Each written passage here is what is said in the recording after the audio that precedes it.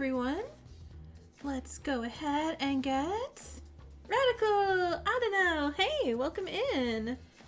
Let's go ahead and just run a round or two of words on stream as we catch up. Anyone who does Thanksgiving, I hope... Oh, it's fancy looking now. Anyway, yeah. Anyone does Thanksgiving, I hope you guys had a good Thanksgiving. Zed, hey, welcome in.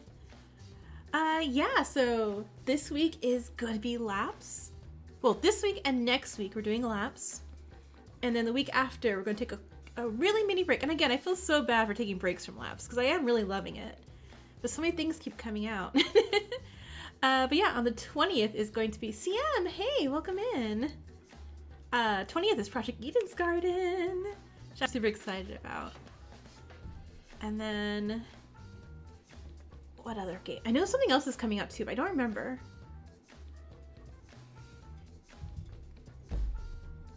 I'll remember when I get to it. But yeah, hope you guys all had a good last week for the Americans in here who celebrate Thanksgiving. Mine was drama as usual. It was fun. So yeah, what else is new? I'm obsessed with the new Sensei, the Sensei I Like You game. And it's doing good, so I'm like, yeah, I gotta keep playing it. Kanada's here. Hi. A little scary, but hi. I'm kidding. Welcome in. Do you want to slap Mikado? You can do exclamation slap Mikado if you wanna. Mitch has also been added to the slap counter, so if anyone wants to slap Mitch. In fact, you know what? I should just check to make sure. Like, hey, is slap Mitch working all right?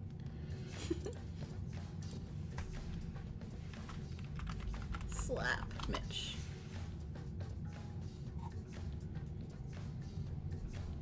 Yeah, cool, it's working.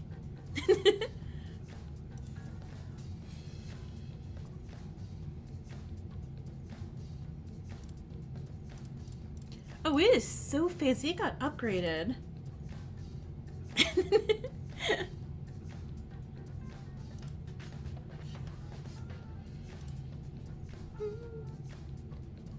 Oh yeah, I need to check and see who I had.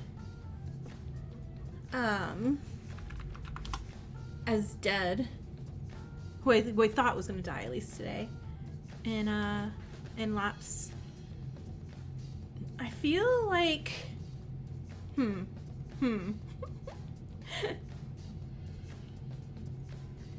feel so bad, but oh my god, what was her name? Sei? I feel like Sei is just constantly going, hello, I'm not gonna survive. But here I am.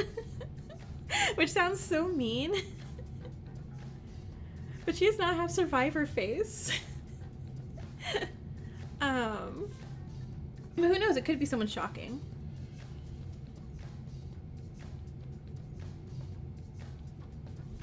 Is that two E's? That's two E's. Is leer a word? I feel like leer is a word. Like you leer at somebody? Yeah. I know a word. You just searched my Danganronpa Another 2 videos? Nice, thanks. I'm glad you liked it. I was getting so sad in those games. I was just like on an emotional roller coaster. I was just like, Satsuki and Setsuka and Teria. Oh my god, like sometimes I just still feel like oh, Teria, no. I guess spoilers for Super Danganronpa Another 2 for anyone who's not. Sorry, my bad. Well, I mean, I guess it's Danganronpa. You can go, any of those characters. Kanade or Hibiki? Like, who do I prefer? I mean, look, Kanade is, like, more interesting and an excellent villain, so I gotta root for her. Hibiki's sweet. Poor thing. But I always root for, like, hey, who's more interesting?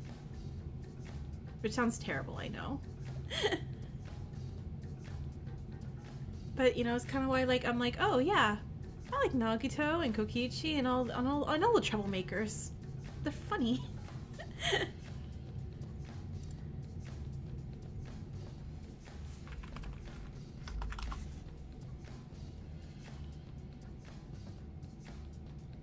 Kanedi's a ray of sunshine. That's a way to describe, yeah. Like pure concentrated sunshine that like burns things? Sure. I'm kidding. You got one? Nice. Congrats.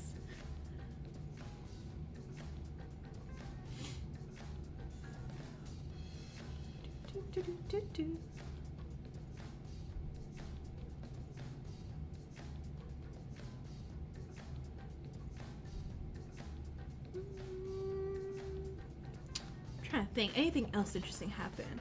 Oh, so I haven't started yet, but AMC, the streaming device, was on sale, and I got I forgot how long. I think I got 3 months subscription for that. So I'm going to binge Interview with the Vampire the second I can. Little season 2 at least. I don't know how far is season 3 out yet. I didn't check it, but I'm excited to start that. Yes. I checked. I was checking because I'm like, okay, everything's on sale. They're like, do you want this channel? I'm like, nah. And they're like, do you want AMC? I'm like, please. So I got it and I'm so excited.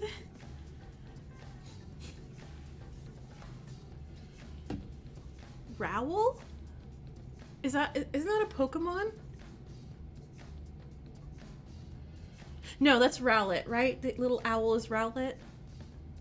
Oh my god. You think so? I'm like, wait, was that actually a whole word this whole time?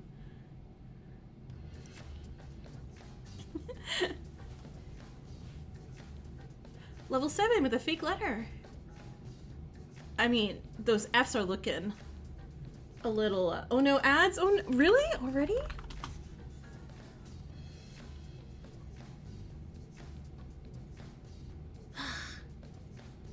YouTube. Nothing even pops up for me anymore. Like, before, whatever update happened, like, earlier this year, it would at least tell me, like, hey, there's an ad coming up. Do you want to pause that one? And I'm like, yeah, sure, why not? Now it's like nothing. I only know when ads happen because you guys tell me.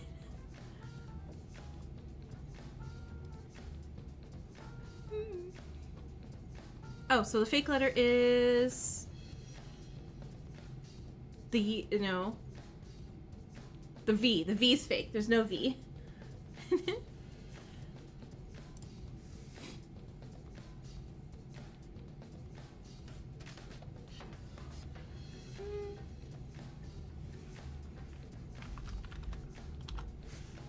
You got another one? Congrats!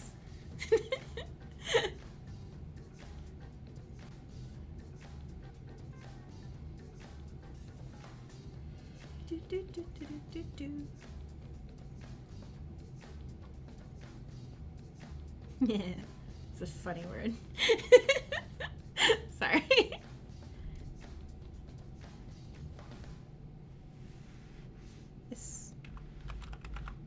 I don't know if that's a word. Oh, femur. Nice. Femur's a good word.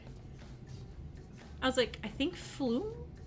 That feels like a water slide word. I don't know. You're gonna try flume? 109 points. That feels really high.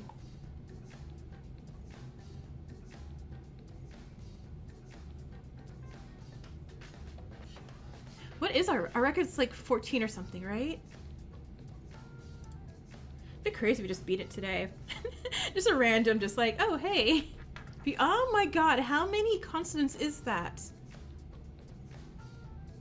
There's only two A's? That's the only vowels?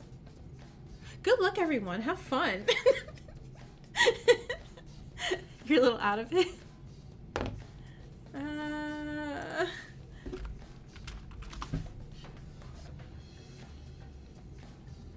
Okay. Well, we know one of the A's is real.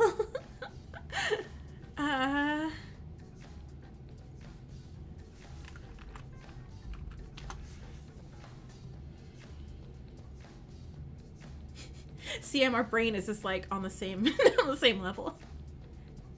I don't know, has a top word right now. Bland. Nice, nice. Oh, ballad. Oh, dang, nice. So what, we think the Z is not maybe right? Unless it's the ballad. Handball. Oh my gosh. But also, way to go. Dang, radical. That's amazing. The Z's fake, yeah.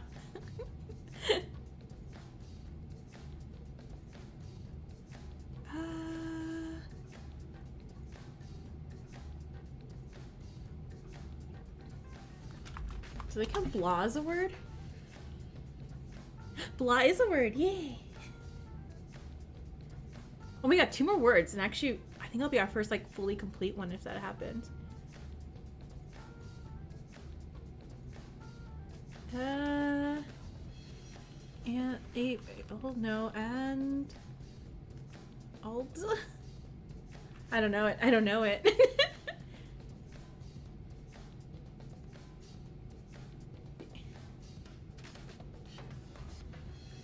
Still, that was still great. Oh my gosh.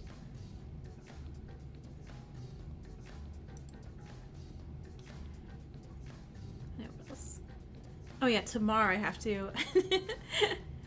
Tomorrow I'm gonna read a book because I signed up to join a, not join a book club, but there's like a community thing that popped up lately, and they're like, oh, we're doing our book club for our first book meeting on Legends and Lattes, and I'm like, I actually own that book.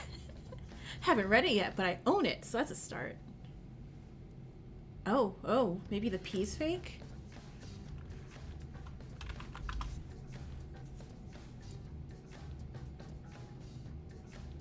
Oh, no.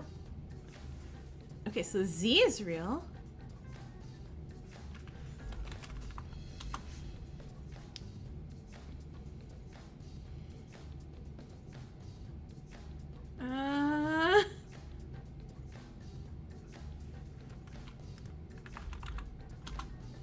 It's the L? Yeah. Oh god, you got it.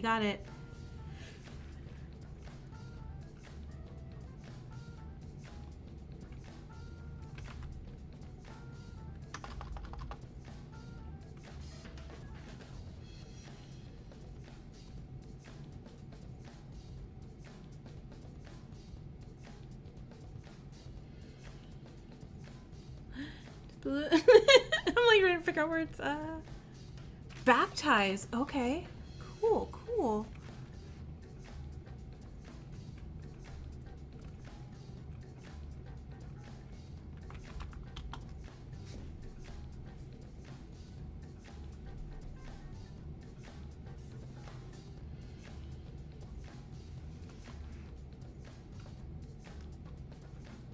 You forgot the I do that all the time. I get it. Or like I'll type a word and see like, oh, that's already been guessed. I'm a dumb butt sometimes.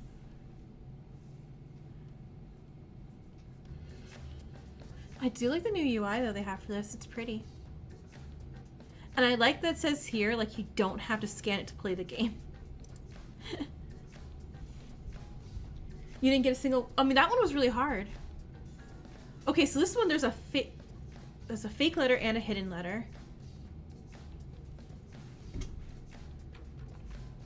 Oops. Hey, I don't know, you got one. Well, let's see what the hidden letters. Oh, hidden letter is not U.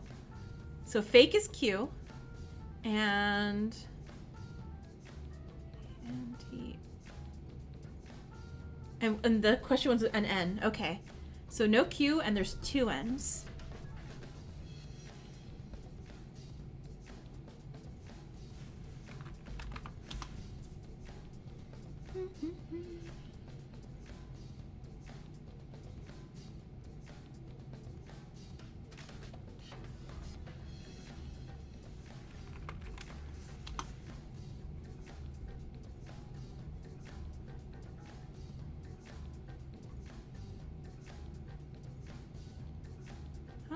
Oh no, G's in there. There's just only 1 G. I was like, twin. Oh, it's twang. Like you got a southern twang in your voice. Yep.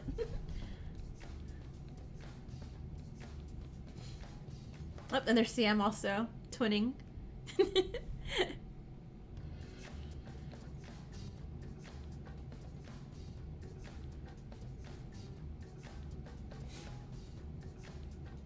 Oh, giant. Yeah, that's a good word.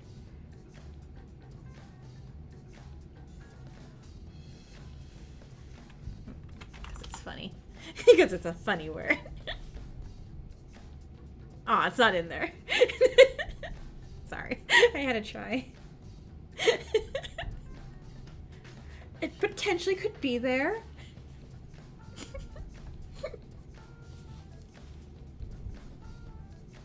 Game oh, we didn't make it. Aw, darn. Oh, we were off by 3 points. Okay, that was still a really good run. Good job, everyone. Alright, so let's go ahead and pop up Lapse. Also gonna pop up. Where is my guessing sheet that I had? There it is. Okay, so according to my guesses of back before I knew the characters or anything about them, I have Forte as a murderer. It depends. If we find a body before 3 hours, I will keep going. If we find the body at like 3.5 hours, we'll do body and then investigation afterwards. So it really is just like 3.5 hours to 4 hours if I, you know, don't realize any time passing. Yeah, so today I had Pandora getting murdered. Sounds right, but a little off. And I had Forte doing the murdering. Unless my chapter 1 prediction comes true now. But I don't think Lyle's going anywhere anymore. Someone opened her box. No! And I would like to keep... I could take Ashley or not. I want to keep these 3 safe. I don't want these 3 to die. Alright, let's do it. Ow. Oh, that was loud. No sound effects. No, no. Don't do that again, sound effects. Chapter 2. Alright. A deep, pulsing darkness filled every crevice and fold, bleeding through razor-thin cracks. Drifting unevenly between a nauseating black sea and stifling, destitute vacuum. Let's get it! Let's get it! Obscurity murmured and bubbled beneath the heavy velvet pall. Competing vibrations through the void pounded and shook the air with a stiff, rich chord. The staccato hum echoed, threatening to break the eclipsing shadow. Echo? Echo? Echo? Ow! I opened my eyes as a swift and sharp pain struck my face. Hey, what gives? Oh, Missy, hi! Missy was standing over me, her hand poised in a way that suggested she was the one who had firmly woken me up. I'm sorry, Echo, but I had to wake you up. This one called 3 times is just an echo. I shook you, but you didn't react so. I blinked several times as I rubbed my left cheek, my vision adjusting to the surroundings. It seems I was in either Missy or Ashley's personal room. I sat up on the bed to see Ashley sitting at the foot of the bed. Just in front of me, Missy was on my left in a spare chair. Yep, Kuzasoda's still winning. And Extreme Elements is still in 5th place. Someone get Extreme Elements off that. Ashley, Missy, what happened? Well, for starters, it's about 9:15 p.m. You seem to have passed out after the trial earlier this evening. Ashley and I were concerned, so we've been monitoring you to make sure you were safe. However, I was worried. You stopped breathing in your sleep. That seems important. Probably gonna come back later. I stopped breathing? I can't have you leaving us so shortly after we lost 2 of our other friends. You're spending all your coins on Pokemon. I'm about to have a big giant update for items too, so that's probably not gonna help. I hope that your newfound title of Ultimate Memory does not begin to fail you so soon. Sleep apnea? Oh, maybe. Ultimate Memory. Yay! I have a title card. Send more bears? You need coins? Okay. Bear. That's right. Just yesterday, I thought I was an ordinary student with no extreme talents or skills, and yet... In the courtroom... letting me know that there are 2 alternate endings in this game. There will be one where you go through the second-class trial, so try saving when it feels like it. Oh! Okay, got it. Nice! Just yesterday, I thought I was an ordinary student with no extreme talents or skills, and yet... In the courtroom, a revelation came to light. I was given the unique title of Ultimate Memory. But whatever that entailed, I wasn't too thrilled. Radical's correct as usual. Because despite that revelation, it wasn't the strangest thing to occur. Hey, look at our dead friend. Oh no, this is sad. No. I bit back my words in tears thinking of Pandora and Art. The truth was hard to swallow. Throughout the trial, many of us struggled to find footing in the discussions. None of us wanted to believe any of it.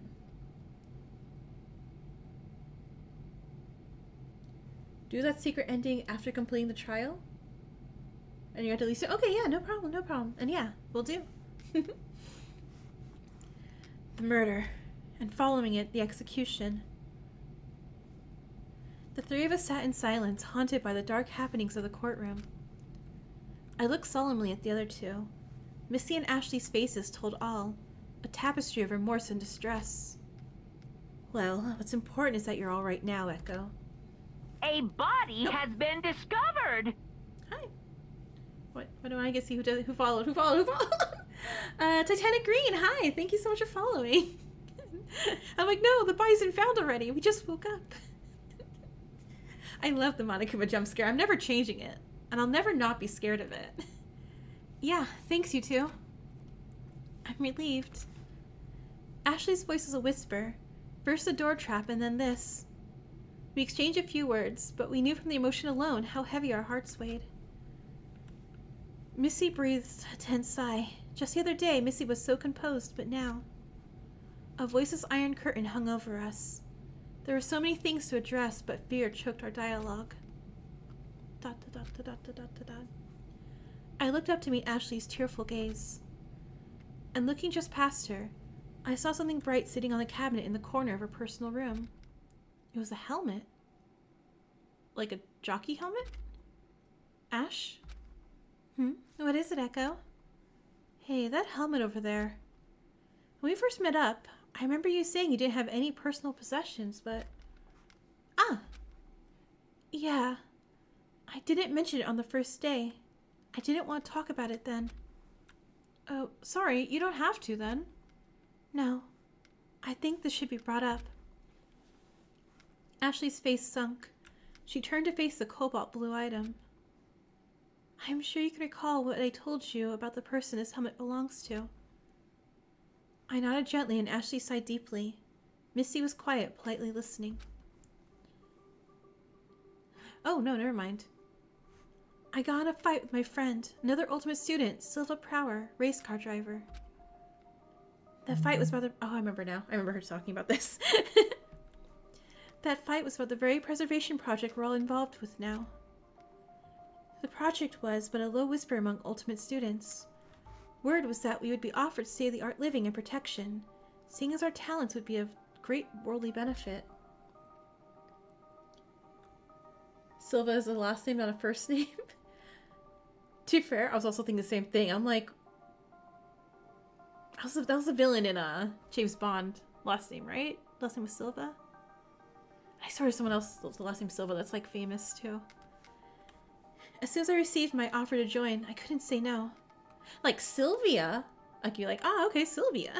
But, I asked Silva if he had accepted as well, but Silva declined, wholly disagreeing with the offer vehemently.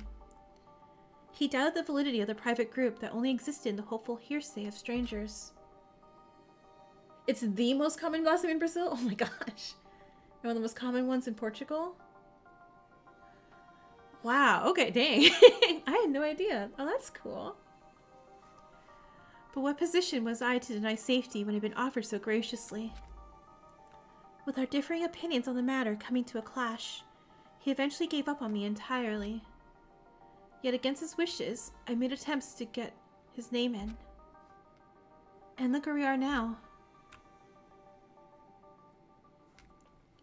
Ashley began to tear up and buried her head in her hands. I'm such an idiot. Her voice trembled. Ashley, you're not an idiot for caring about a friend's well-being.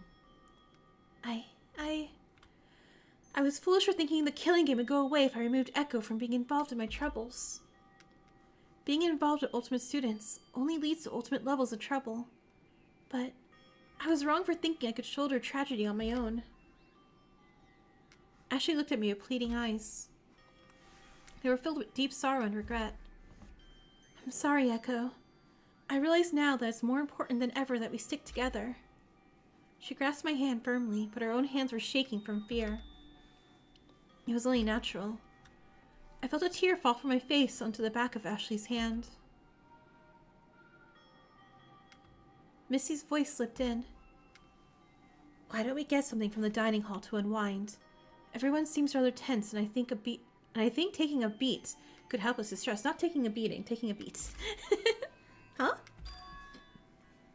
How could you think of getting a snack at a time like this? Oh, inverted? Okay. I heard my voice cry in desperation. Pandora and Art's lives were just taken away.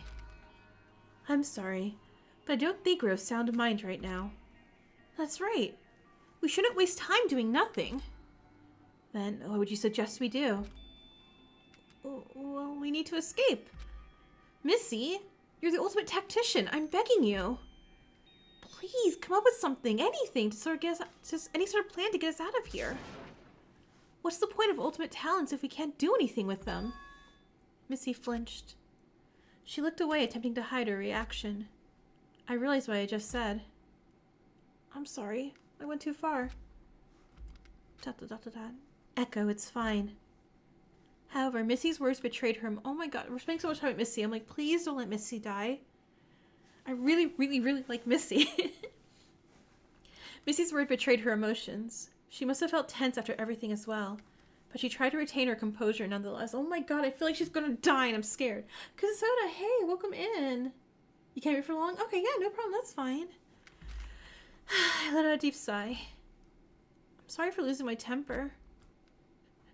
You're right. A snack could help clear my head. Missy. Missy's expression eased, but she said nothing. Rather, she slowly got up and offered a hand to me. You won't be here a lot for most of December and a bit of January? Okay, that's no problem. I mean, again, I'm going to be gone the first week of January, too. She helped me out of bed and we quietly made our way to the dining hall. But yeah, no, I get it. It's holiday time, so go spend holidays with, you know, family and friends and, you know, anything you need to do. I understand. The halls were eerily quiet, as if even sound were draped underneath the shadow of the evening lightning.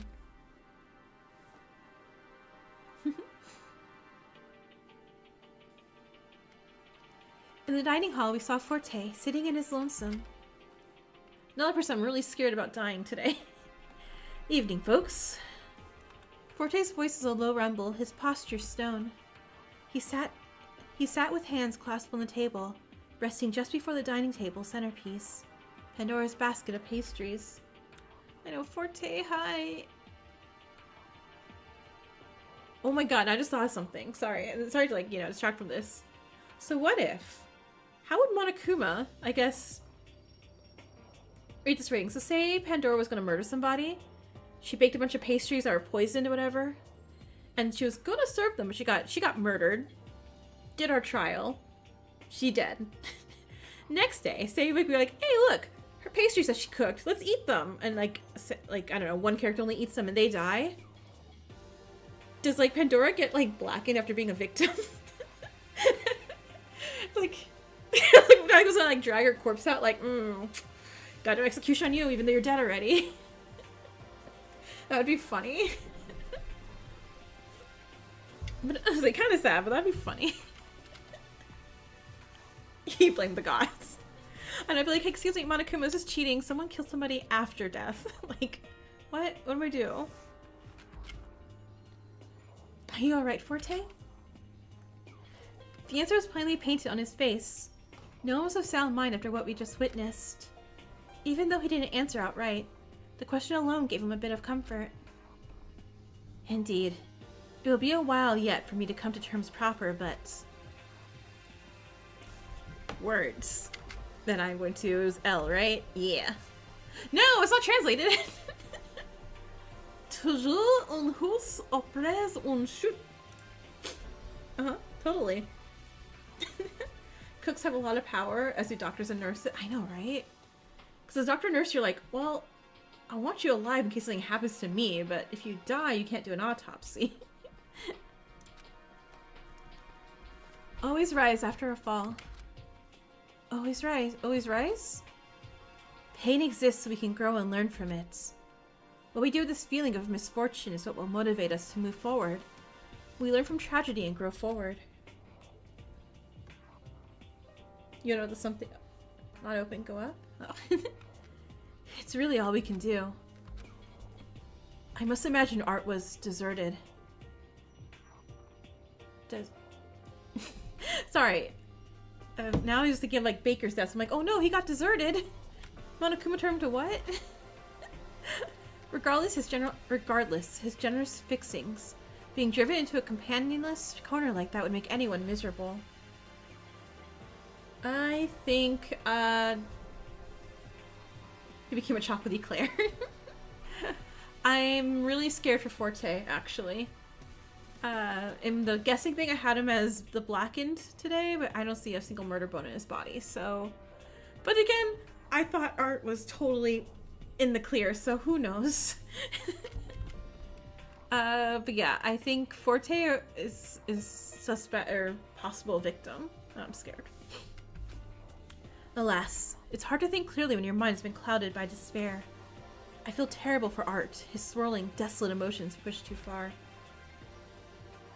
You thought everyone was gonna die? Everyone's trying to show their death, but oh no. I wish to make it known that I care for you all deeply.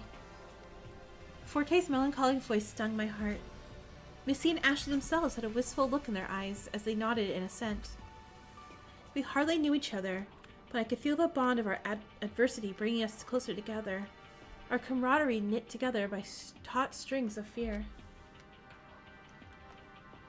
Oh, they're purposely doing it? Oh, that's actually really smart of them. I mean, inconsiderate of my feelings and my heart, but it's really smart. If I may. As a precaution, I suggest no one travel alone. It's too dangerous to be without a witness in the event something were to happen. It's not a thought I wish to entertain, but such steps may be necessary if we're going to be at the forefront of the killing game's unpredictability. You gotta just keep an eye on the tropes. I agree, and not only that. Cyrus's intense behavior could pose a potential problem. Huh? Wait, what happened with Cyrus? Well, after the trial, you recall what Zero said, correct? Yeah? Cyrus, Zurich, is someone to be wary of. Ultimate charisma is a terrible cover talent. After you collapsed, he started acting suspiciously. Oh no, he started towering around the place?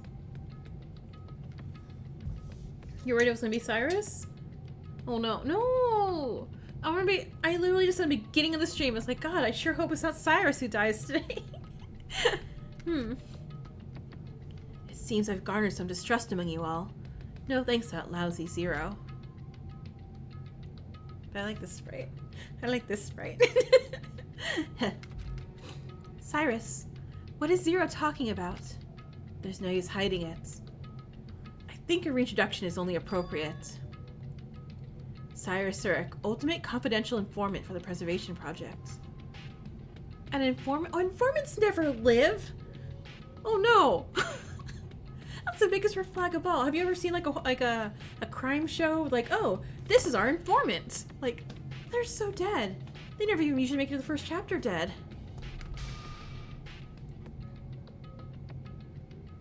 Also potentially baby dead. You're with the Preservation Project? Of course. I rallied you all here after all. So what's with the facade? You're on this game too after all. Do you think you could keep up the niceties along all the way through? That's for me to know. And all you need to know is this. You're all doomed from the moment you set foot here. And the shows are like, meet me now. I still need to tell you, right? And they die on the phone, or you get there and you're like, hey, you. They're like, hi, and they go boom, and they get shot. Like, I feel like that happens like so many times. I know for a fact. Nothing you do will save you from this game. Oh, no, he's not. Oh, gosh. I didn't have him as a survivor, though. I did have him as he gets murdered, so I'm feeling a little more confident in that former guess. And then he crept out of the courtroom, leaving us all confused, to say the least. The only one you thought wasn't going to die was Lyle? I don't know, I'm scared. After that, Missy and I rushed you to my room so you can get your rest. Say and Cannon have been unresponsive all evening. I don't know how Lyle is faring, but he is likely in a similarly despondent shape. They've retired to their rooms as far as I know. You disconnected? Oh no! Well, welcome back. However, if anyone would like to explore, find a partner to keep yourself safe. Kanade, oh no. Oh, also, Slap Mitch is available now. So you can feel free to slap Mitch all you like. Well, I guess every 5 seconds. I cannot guarantee everyone's safety, nor can I force everyone to follow my lead. But I hope you know I wish for everyone's safety. Missy was strained. She wished to protect everyone, but it was difficult since none of us knew what could happen next. I'm awfully curious about something, though. As we were returning to the foyer from the courtroom, I noticed that there was a button for the 3rd floor lit in the elevator. 3rd floor? Yeah, I saw that too. Missy, do you want to investigate the 3rd floor? It's late, but I did want to make a brief round to see what's in store for us. I'll come with you. You want her in? Echo, do you want to go back to your room for some proper rest? I imagine you've been feeling quite fatigued lately. My stomach was in a knot. I didn't want to leave Ashley. No, it's fine. I'll come with you. I feel kind of restless anyway. Walking around could help. Okay, but don't put yourself, alright? I nodded slowly. If you folks are going to explore, would you mind seeing me off to my living quarters? Missy and Ashley obliged, and we all left the dining hall together.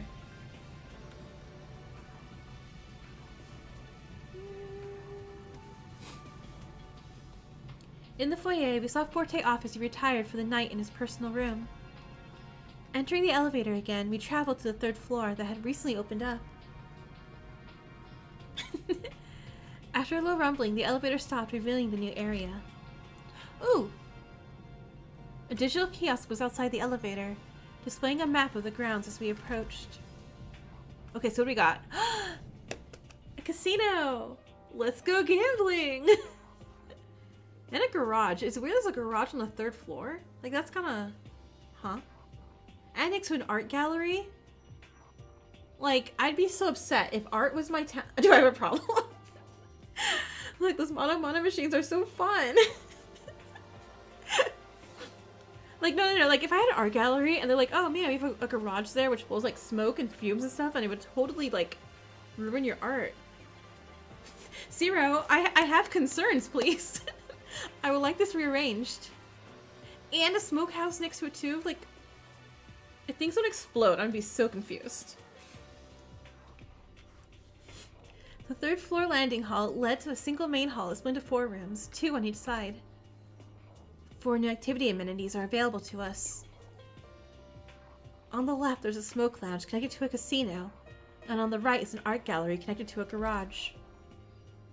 But of course, they're closed to us from 9 AM to 7 PM. However, Missy's voice trailed off. I followed her gaze to the smaller hallways that surrounded the perimeter of the main activity rooms. Familiar doors dotted the hallway. An unknown school emblem decorated the door. Wait, do we get a new student? I want a new student. They gave us an art gallery. It's an arts honor. I don't think it's like an art gallery, and we're gonna walk in. It's like, surprise! It's just a gallery of art. And since it's, you know, Danganronpa theme, just like of his like execution. Like, no. That's... And Ashley herself... Oh my god, did we get Silva? Did we get Silva? You wish they gave us a flat field in art's honor. You like the art style? Aw. Yeah, the art's so pretty. Art was pretty too.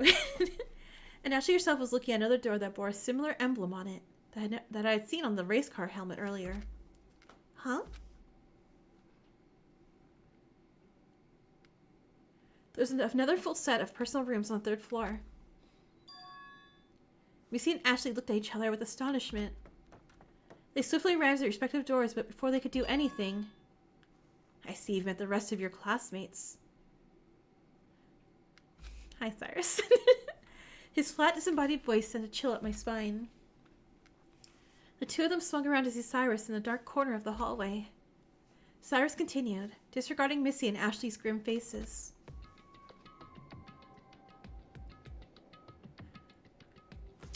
Okay, like... Miley Cyrus. Love this CG. I'm immediately taking the CG and putting it into the Danganronpa trading card game. But Cyrus is so dead. He's so dead. I'm so sad. I'm pre-sad for his eventual death later on. You wish he looked less sus. Silva and Darling, they're out of the picture. Wait, Darling? That's a cute name. Oh my god, Missy's special someone was Darling, so there are Missy and Darling? No, I shipped them, and now I can't ship them. No!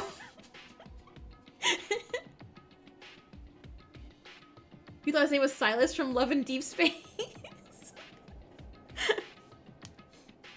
Ashley and Missy... Sorry, I don't know why that's so funny to me. Ashley and Missy reacted to their respective names. I remember Ashley telling me about Silva. So the other I know is in relation to Missy. Tragic Yuri? Oh no! That continues this week of Tragic Yuri! That's gonna be this month's theme. I'm gonna go find some Tragic Yuri horror games. Like some short games and just play those and be like, hey! Who wants sad girlfriends? I can't escape it. The atmosphere was suddenly heavy with paralyzing glare sent every which way. It's because I watched Love Lies Bleeding like the other day. They're like, oh man, here you go. To make up for like all the cute moments in that movie, all Tragic Yuri from now on. Oh, why do you know this? What exactly do you plan to do with these threats? He shrugged indifferently, unconcerned by answering the questions tossed his way. Cyrus, who are you? I'm the Preservation Project's informant. I was chosen to handpick the class that appears for this game. Oh my god. That's really cool. And I love this for him, but oh my god, what? Ad? Okay, no one to hear that. His glittering eyes pierced the very air between us. But Echo Pine, they're different. I was immobilized at the sudden mention of my name. I didn't even know if I was breathing. I was like, oh, am I special? Missy and Darling are not the only Tragic Yuri in this game. Oh, no. But their names are so cute. The first one hasn't really been brought up. The three stood in a stalemate, the palpable dread radiating from their deadlocked eyes. Please, stop your facade. Facade? You all heard Zero in the trial. The Cyrus you knew before wasn't the real me. He blew my cover, so I'm here in full form. I'm sorry, you're not, like, intimidating when you're, like, adorable. I'm sorry. Cyrus let his threat linger. The astringent potential for disaster amassed a lead weight at the bottom of my stomach. Oh my god, the vocab is, like, amazing in this one. I'm like, I'm struggling a little. 35 of the girls in this game are lesbians. There's bound to be a lot of tragic... I mean, yeah. Missy and Ashley closed in on either side of me, bracing themselves against his possible machinations. But he just sulked away, Cyrus's husky, low laugh melting in the darkness. I was dizzy with fear, but Missy's firm voice kept me grounded. So let's don't bury too many gays, you'll be fine. Hurry, let's return to living quarters. She grabbed my hand, leading me through the dark towards the elevator that was some ways behind us. We hustled into the elevator and rode back in the main foyer.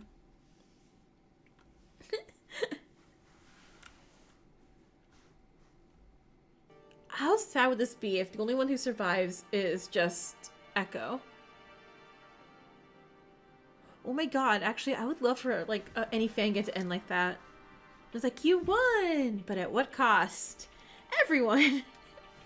Back in the foyer, soft light from the chandelier glittered, delicately lighting the main hall. There, we crossed paths with Cannon, who was isolated in the foyer once again. Cannon? Ashley's voice was a whisper that didn't seem to reach Cannon's ears. Man, there's so many spiels tonight. You know what you're gonna do though? Fight it out. There you go. We slowly approached her and saw her cold expression. But her face gave off a different demeanor somehow. Rather than the icy gaze, we were met with a stony, soulless stare. Cannon, are you alright? I saw her come to, her eyes softening as she turns towards us. She murmured a quiet affirmation. She looked kind of flustered. Her cold exterior melted into a brief moment of vulnerability.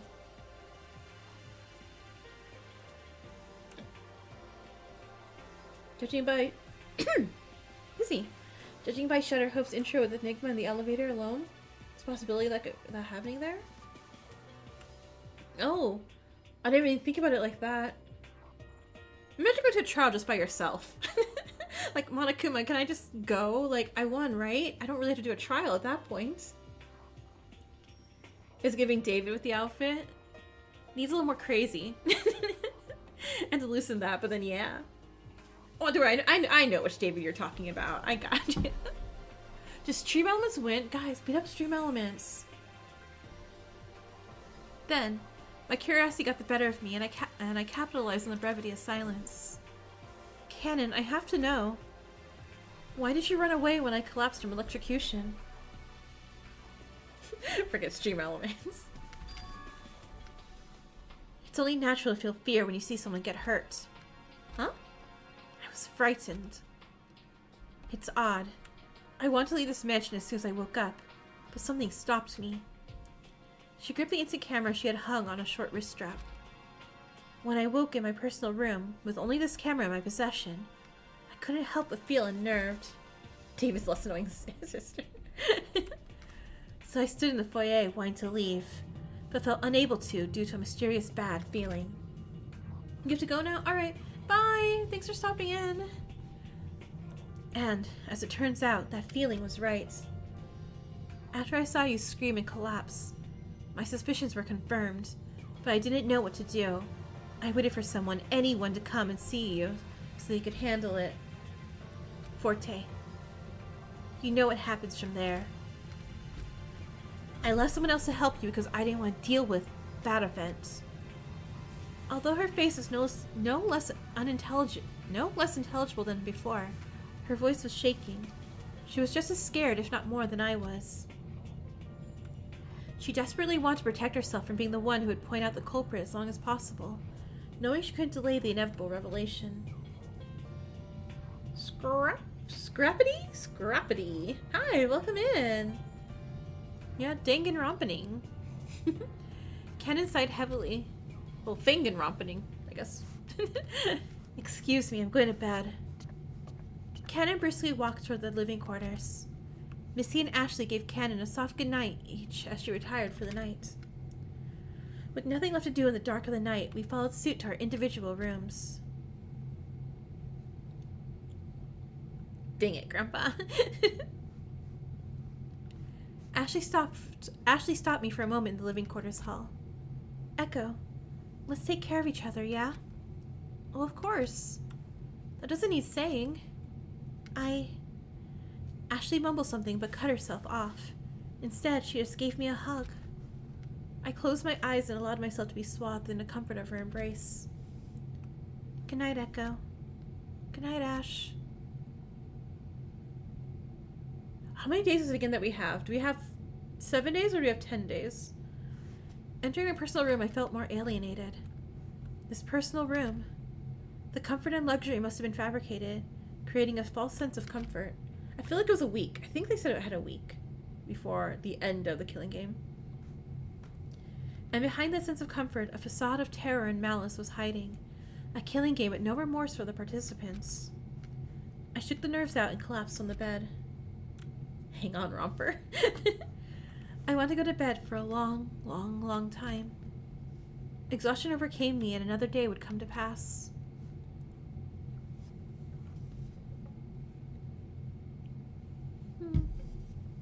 Pretty moon. Day 4. Chapter 2! Every fire is... Oh no.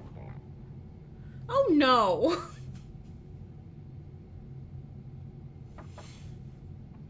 So I was joking earlier when I said, oh man, I'd be so messed with all the fumes going to my art gallery. But apparently fumes are going to go into my art gallery. Alright, who do we think is a secret pyro? Hold on, I'm sorry. We gotta pause for a second. Who's a pyro? Which one of you? It's, okay, so first of all, it's always the tiny short ones, yeah? Yeah! So, tiny short ones possibly who are an arsonist. We realized art, so art's out. Say? Canon. I mean, potentially also us, but I don't think so. I don't see Forte is setting a fire. Oh, Lyle probably sets a fire too.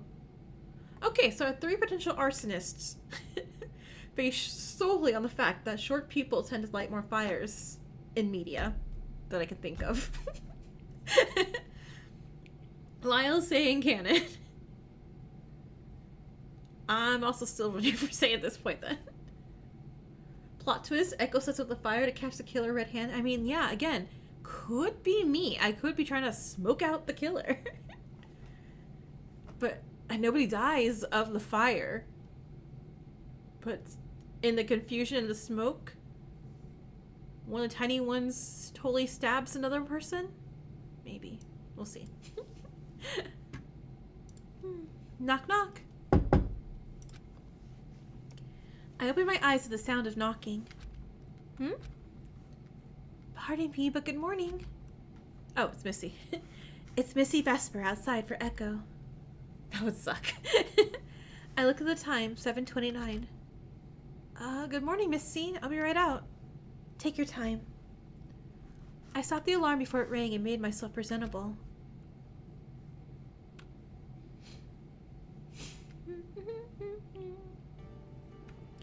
I stepped out of my personal room to greet Missy.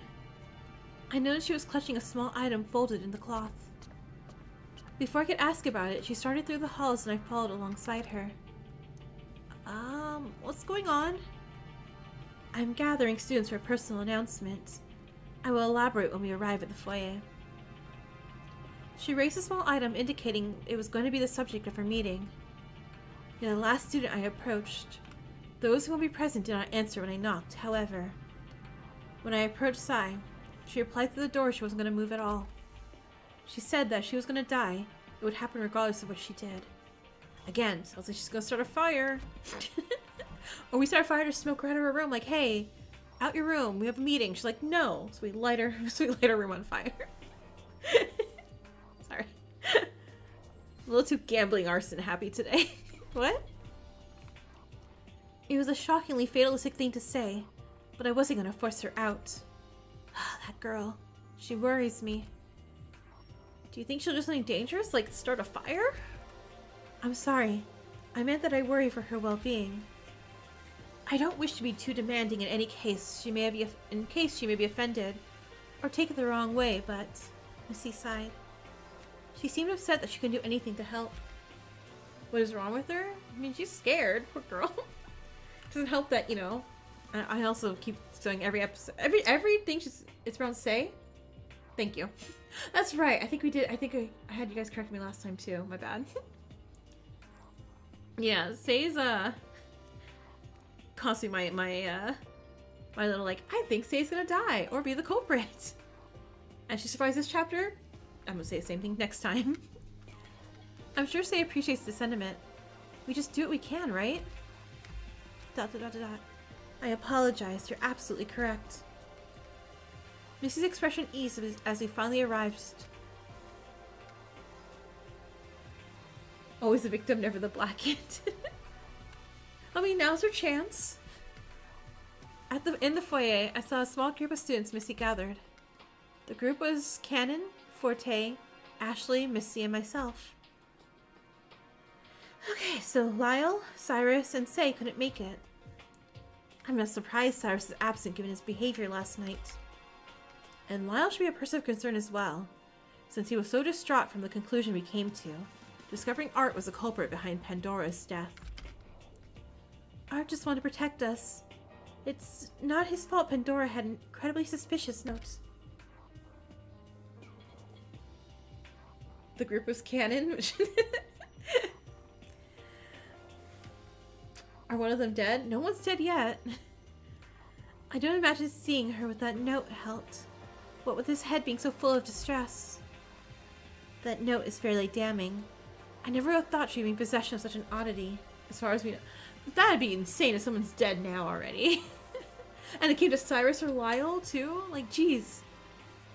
But despite that, I feel like she had good intentions behind it. She specifically pulled me aside the night before to ask if I knew anything about the contents.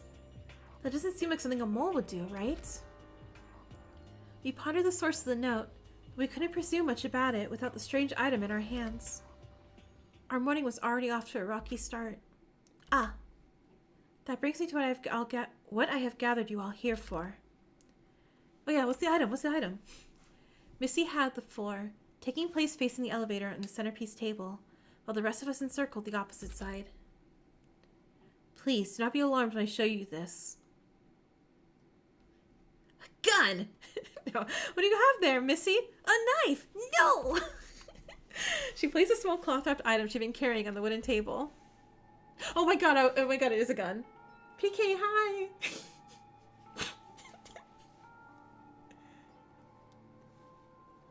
You're alarmed because I said it. You didn't even have to show it. So it's a gun. Yay.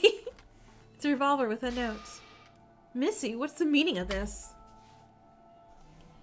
I told Echo, but I'll reiterate for the rest of you as well. And a tarot card? I had plans to contribute my skills to the preservation project prior to the events of arriving here. However, upon arrival in my personal room, I found this revolver. Read the note tied to the handle. Cannon looked over and carefully read from afar. As a student interested in working with the preservation project, one must attempt their hand at a single round of reverse Russian roulette. She was a Nagito herself? We believe every ultimate student, should they be destined to live and change the world, will surpass the incredible game of the chance no matter the odds. I mean, I'm actually good, pretty decent at buckshot roulette, which is basically just like video game Russian roulette. Time to find the lucky student, right? Reverse Russian roulettes? A game of unbelievable chance. Okay, Missy, but like, you're not gonna do it, right? Oh my gosh.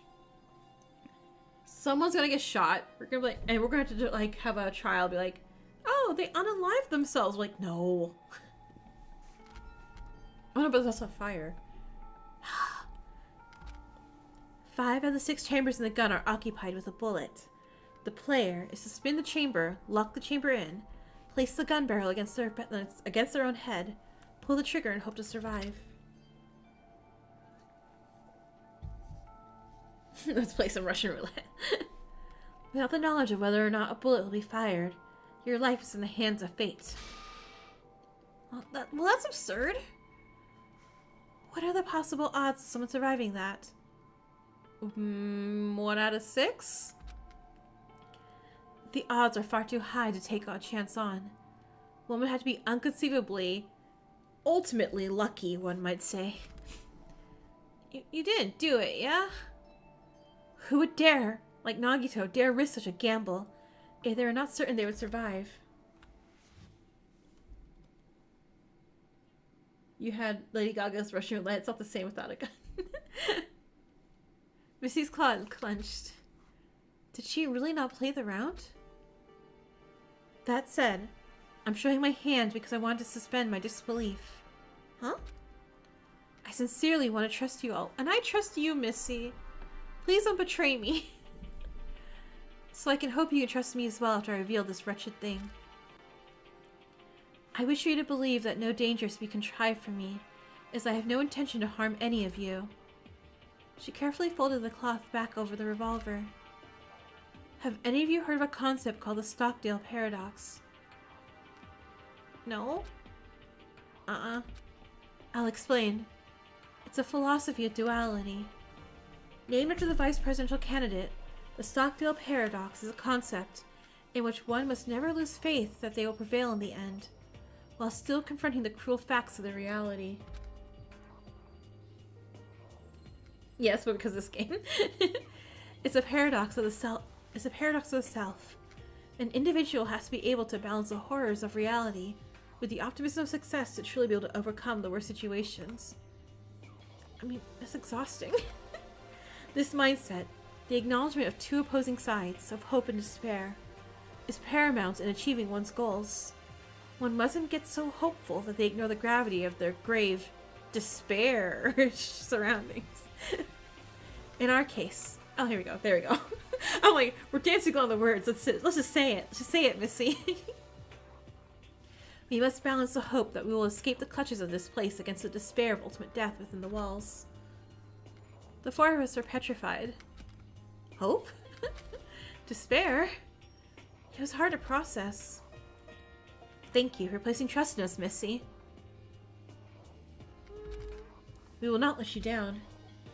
Your brain hurt just reading this? I mean, it boils down to, hey, acknowledge the despair exists and you have to face it, but don't lose your hope. That's basically all it was.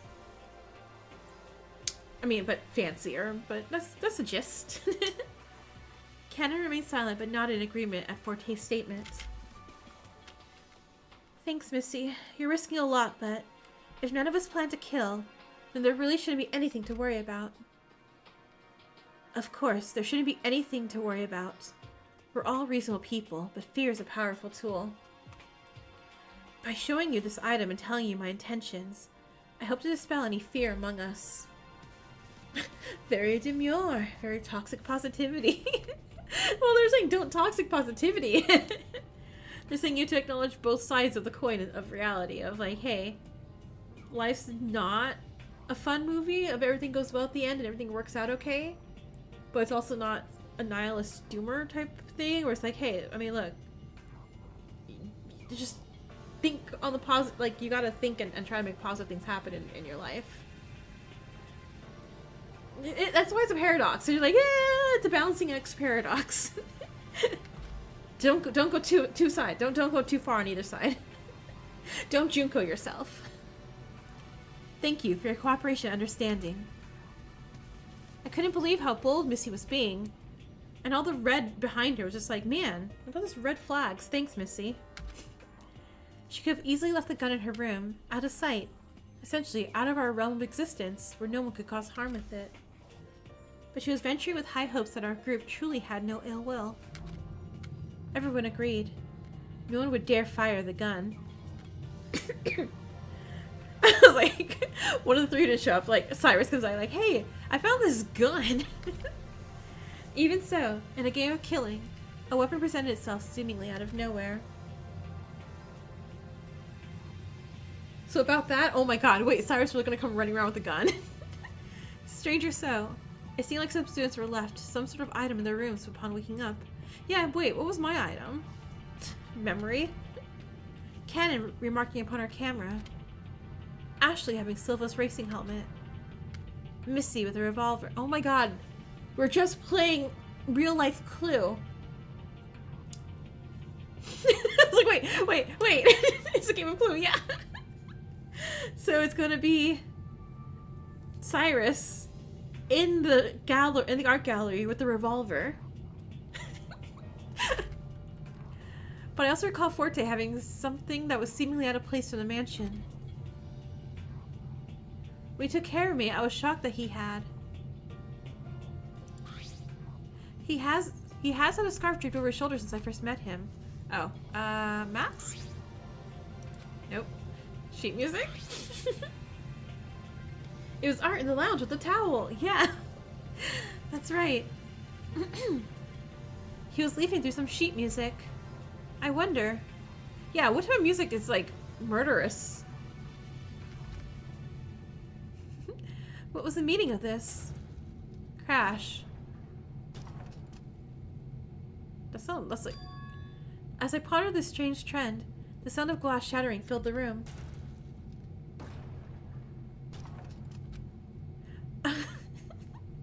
Our group glanced at each other for a moment before running off to the source of the sound. Man, it'd be so funny if someone's dead already. Through the dining hall and into the kitchen, the sound persisted louder and louder. No, let him have it all out. Like, I'd be upset too. Just go smash things. It's cool. Oh wait, there's no vandalism rule, isn't there? Lyle. Wait a second. There, we found Lyle and the kitchen itself in a state of disarray. Broken glass and battered metal littered the floor as Lyle clutched a metal pipe aiming for the oven. Lyle, what are you doing there? Have you lost your mind? What's it look like I'm doing? I'm testing the rules. The rules state we're not to damage major assets. Yet here I am, breaking everything. And so far, nothing has happened. Don't you understand? The rules aren't enforced. Art wouldn't have had to kill Pandora. He wouldn't have had to die by our vote. In the circumstance of a game, rules are placed to create restriction, and yet... Impossible there. There's no arbiter, custodian, or mastermind here to punish us for breaking the rules. So why should we be following the rules in the first place? I'm really I know he's going through it right now, and I'm really scared, like, spears are gonna come shooting out the wall from destroying that, whatever he destroyed. Also, wait, why are food? I'm sure there are vases in the art gallery. Go smash those. We thought our lives were threatened since we were trapped by the electrocuting door. Did that even actually happen? Yeah? What do you mean? Of course that happened. Why would I lie about something like that? You're the only one who's afflicted by it. So for all I know, Echo, you're the mastermind behind this. No. You collapsed, and Forte and his good-natured heart came running to your aid. Excuse you. I'm like, it's my job to be wary of everyone, not other way around. That collapse could have been entirely fake. Because of that, we were simply trapped by our own fears. Be that as it may, the fact remains that the door was armed and is currently barricaded. There can't be no reason for that. Despite Forte's observation, Lyle ignored him. He was completely absorbed in his thoughts. Art didn't have to die. He didn't have to die. He didn't have to die. He was muttering to himself as his grip tightened on the pipe. Lyle's eyes gleamed with intent. Those enraged eyes locked onto mine as he dropped the pipe, the metal crushing the glass debris into dust. I'm not gonna die, not after him. Well, that's the most death flag thing I've ever heard in my life. Next to say, like, I'm gonna retire tomorrow. Like, no! With impeccable timing, an announcement rang through the halls. It is now 9 a.m. That was something. And, okay, so it is 7 days. It is 7, not 10 days. Welcome to day 4 of 7. We're already halfway through. How exciting! More death flags in a game of Minesweeper. I love that phrase. That is great. However, there are far too many people alive right now. We need to fix that. Lyle. Today's forced motive question is... Do you believe your talent can benefit all of humanity? Yes, as ultimate students at the top of your field, society will expect you to contribute yourselves and respective talents to the world as a whole. Ponder this question as we set up our next motive for you all. Coming soon to ultimate students everywhere. Wahahaha. I listened to the announcement best I could, but the rest of the group paid no attention. Instead, they were trying to calm Lyle after his spiel. Lyle, we want to leave too, believe me. But we should put our heads together and come up with a plan instead of wrecking everything. No, you'll only get in the way. Lyle aggressively pushed his way through, leaving the dining hall for the foyer, with Missy giving chase. Lyle, stop it! Stop following me! I alone will piece together the secrets of this awful killing game. If I'm not the ultimate puzzle master. Cyrus is right. If I don't act now, nothing will get done. Yeah, hold on, you spoke to Cyrus? I ran into him this morning in the kitchen. He doesn't concern me in the slightest. Main character syndrome. With how Cyrus is behaving now, there's no telling what will happen next. We really have to be careful around him. Lyle ignored Missy's plea and marched over to the elevator, slamming the buttons. He turned around and held up a fist with a crumpled piece of paper in it. I swear I'll find the other person who knows the secrets of this note. That's the only clue Art left me, and damn it, I'll do whatever it takes to get to the bottom of this. Someone saw some McFreeze that saw for the hologram. Lyle gave us one last parting glare before entering the elevator. Click! The elevator doors closed, leaving the rest of us in a state of bewilderment. I feel like Lyle will survive this chapter and maybe not next chapter. Or no, maybe the final chapter he dies. It feels his main character thing is really rubbing off on me. And I'm like, you're right. You be the main character. I don't want to do as much stuff. With Lyle and Edge as it is, the talk with Cyrus sounds like a recipe for disaster. What do you suppose he's trying to do now? I can only surmise Lyle may be going to the 3rd floor to scour the area for the other students. It's a new It's a new location that needs to be turned over after all. I will dine after him and the Assaultless. I swear I'll do it. I know, Lyle. Maybe he's purposely doing that. Like he's like, hey, try and kill me and my main character energy. Forte and Missy sighed in unison. Let us hope he doesn't do anything reckless. Just after Forte said that, I heard footsteps at the top of the stairs. Cyrus. I like this little picture here. I love them. Oh my gosh, I just realized their colors are kind of like inverted. Like, if only his eyes were pink.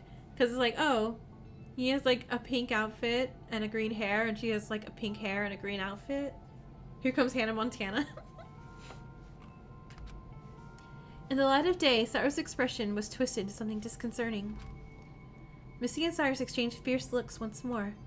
Only this time, the two of their emotions were catalyzed. They're my babies. Before we could react, Missy moved swiftly to pursue Cyrus at the top of the stairs. I'm like, oh no. Sorry. I'm like, oh, wait. I love these two.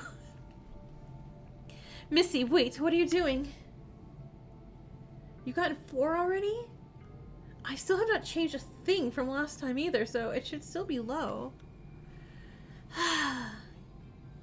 Ashley went to chase after her, but Missy's firm voice stopped Ashley in her tracks. You got none. Maybe they're just making up for it. They realize, like, oh, we didn't give you any last time? Well, here you go. Have them all. Don't worry. I'm confident nothing will happen here. I'd like a word with this informant. She announced her vague plan as she arrived at the top of the stairs and forcibly grabbed Cyrus by the arm. Cyrus didn't say a word. Rather, he just made a disgusted face as Missy pushed him into the jazz club. She slammed the door and silence befell the group. Should I be concerned? Missy has a plan. I have faith she will carry it out to the execution with the least casualties. Yeah, this ultimate tactician probably has some cards up her sleeve. Let's just leave her be. Cannon made a rather snide remark, but that said, it seemed like everyone was confident that Missy had a plan, seeing as no one went to pursue her. Ugh, I hate it in here. Why don't we carry on the investigation ourselves?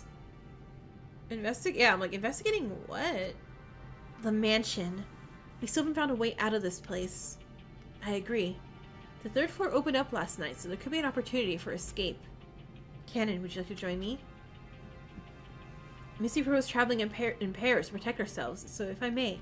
Yeah, and how well does that work out for Art, huh? Sorry. Sure. With a stern reply, Cannon briskly began escalating the foyer stairs. Excuse us. Forte followed suit, which left me and Ashley. We should check on the 3rd floor again now that the amenities are open. Gambling, gambling, and hopefully we'll find those other students. Her voice was low. Ashley was pale with worry. There were signs of her friend Silva being here, as well as the helmet and his personal room on the 3rd floor. But the fact that we hadn't run into anyone for 3 days was cause for concern. I didn't want to say anything, though. Ash, I'm sure we'll find Silva's body as well as the others. Ashley's eyes softened. Thanks, Echo. Wait, what? She gave me a smile once more and began startling towards the stairs. I began to follow, but someone was tugging at me. Hey, Ash. Should we take the gun? Ashley hesitated. I think we should trust Missy. We should trust everyone. It's ridiculous, though. I mean, trust? It's such a lofty, intangible concept. Oh, is this it? Is this a save point that I've been warned about? Hold on. This feels like the save point I've been warned about. Who's to say whether or not someone will uphold it? Echo, are you saying you won't? Huh? Of course not. It's just... Then that's it. Then that's that. Huh? Missy wants to believe in us. I'm guessing from her observed behavior during the trial last night. She has no reason to believe any of us are malicious. I am scared. In fact, the one person she thinks is the most dangerous is Cyrus, and she's dealing with him personally. She placed her trust in us. Now we have to trust her. I'm gonna grab the gun. It's give and take. Yes, she gave us the chance to take the gun. I see. Trust. I pondered the concept. Never heard of it before. As we made our way to the 3rd floor, and they both reached for the gun.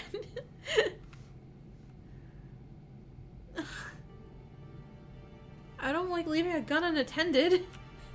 Upon arriving at the 3rd floor, Ashley and I saw Cannon and Forte just entering the garage.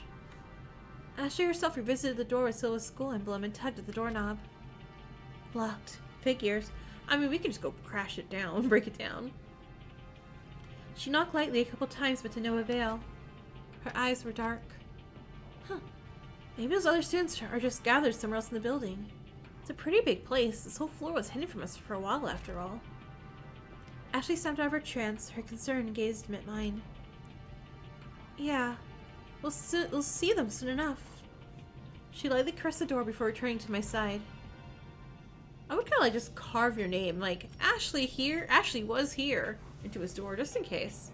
Like, I'm 99% sure Silva's dead, but... Cannon and Forte just went to the garage, so let me check out the casino. Just the casino. The casino. The casino.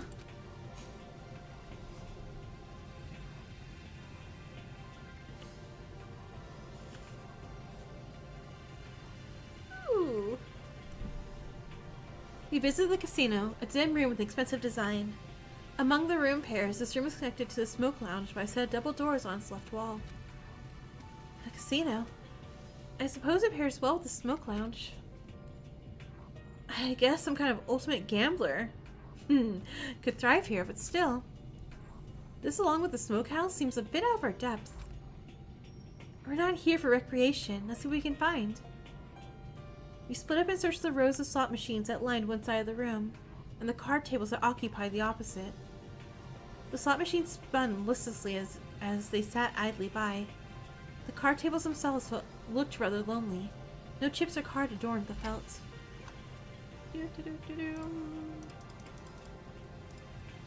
I paced through the room twice over, but didn't spot anything of note. Ashley seemed to be out of sorts. I wanted to talk and take her mind off of her worries for a little bit. So I suppose I did have an ultimate talent after all. What do you suppose I'm meant to do with it?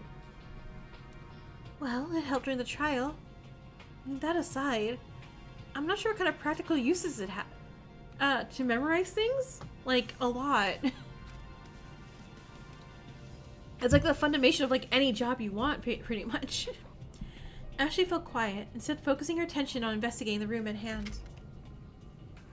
At a loss, we decided to move on. Oh. Boo. I can't gamble. Let's go to the gallery. Let's go to the art gallery.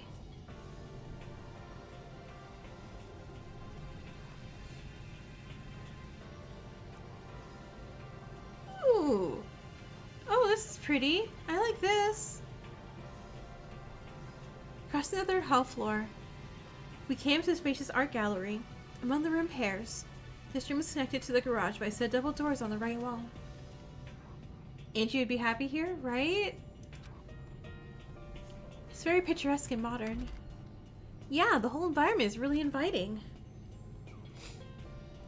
Could some kind of exit or clue really be hidden in a place like this, though? I guess we'll find out. The art gallery was situated in a warehouse-styled room. The high open ceilings adorned the bright lights gave way to several painted canvases that decorated the walls. Large, colorful work tables were lined up in the center, facing a small stage that held up a sculpture for the artist to see. Off to the side was an inset closet stocked with shelves chock full of supplies. I wanted to try again. Lyle probably has some trick to memorizing different puzzle block patterns. I could ask him, right? Yeah, I think there's usually some kind of math involved, so there's that.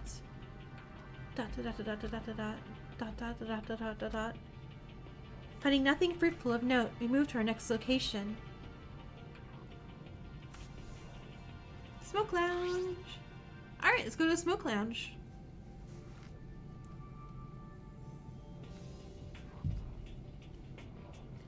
We enter the smoke lounge. A large room with a rustic design. Among the room pairs, this room is connected to the casino by a set of double doors to the right wall. That also feels really important, like I want to know that later. Immediately upon entering, we were met with a heavy, ashy odor. I covered my nose to block the smell, but the air itself felt thick and suffocating. Echo, are you okay?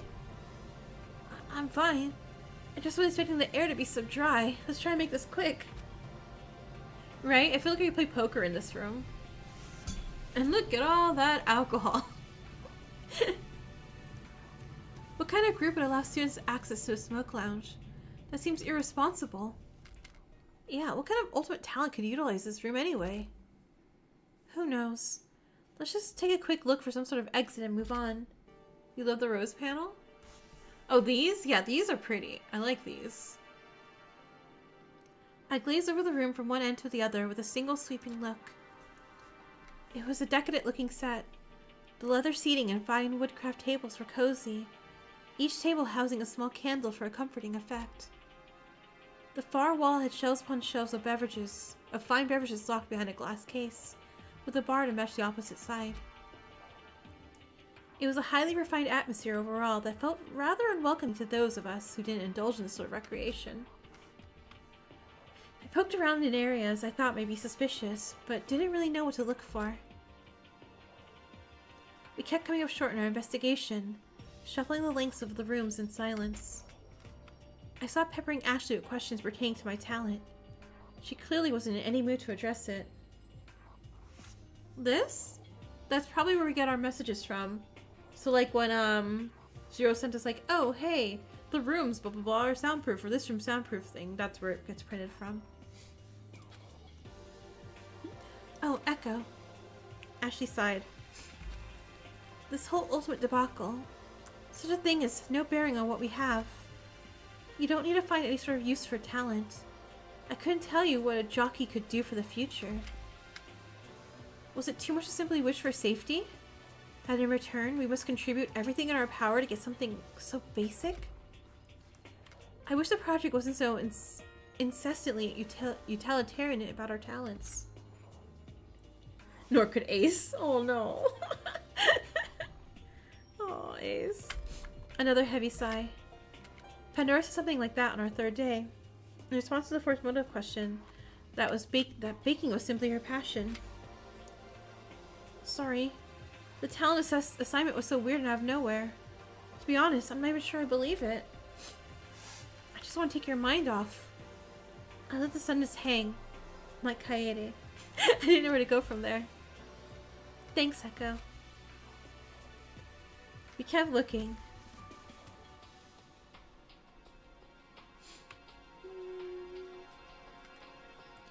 The rooms we visited were stocked with a decadent supply of recreation, but the fact that we couldn't find any exit nor signs of life were cause for concern. Our entrapment felt more and more isolating with each discovery. There's one more room to check. I wonder if Cannon and Forte have finished their investigation. No reason to join them if they haven't.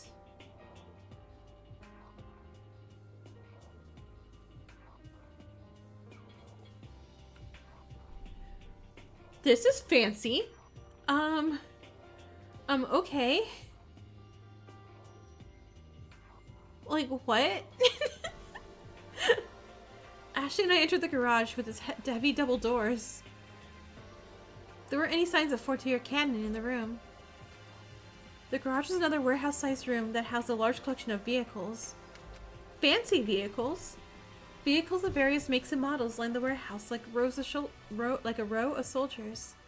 The luster of each steel body gleamed proudly under the beams of display lights. A car collection? Huh? I turned around to see Ashley shaking. Oh, her driver friend. Is this a joke? Is it his car? Do you see his car? Ash? This is some kind of sick joke, isn't it? I went to Ashley's side, but was shrugged away as she stumbled towards a cobalt blue race car. She laid her hands on the hood of the car and stared a hole through the windshield. This is Silva's car. The look on her face was filled with mixed emotions. Oh no. I gripped her shoulders firmly and shook her out of her daze. Ash, snap out of it! Ashley blinked and took a step back, but her head was hanging low. Echo, this is a sign. It can't simply be coincidence, can it? Her voice trailed off. It seems we came to the same conclusion. It was entirely possible that Silva was also captured, made to play a killing game. But she would never want to hear that. Ashley! All these signs must be set up to get a rise out of you. Huh? Think about it. The mysterious group infiltrated the Preservation Project and kidnapped us. They must have known about your fight with Silva and are using it against you, using it to vex you, to motivate you into doing something horrible. They're playing mind games with you, Ashley. You don't have to worry about Silva. I told her these things, but Silva dead. Silva's so dead. Even so, I couldn't stand to see her in such despair. Ashley rubbed her eyes and I saw her body relax. Yeah, you're right. She sniffled out a voice of gratitude. Thanks, Echo. Hey, what are friends for? I gave her a small hug. I'm gonna step out of the hall for a bit if you want to keep looking. Oh, alright. I won't be long then. I let Ashley gather her bearings outside as I gave the garage a brief walkthrough. Unsurprisingly, I found nothing.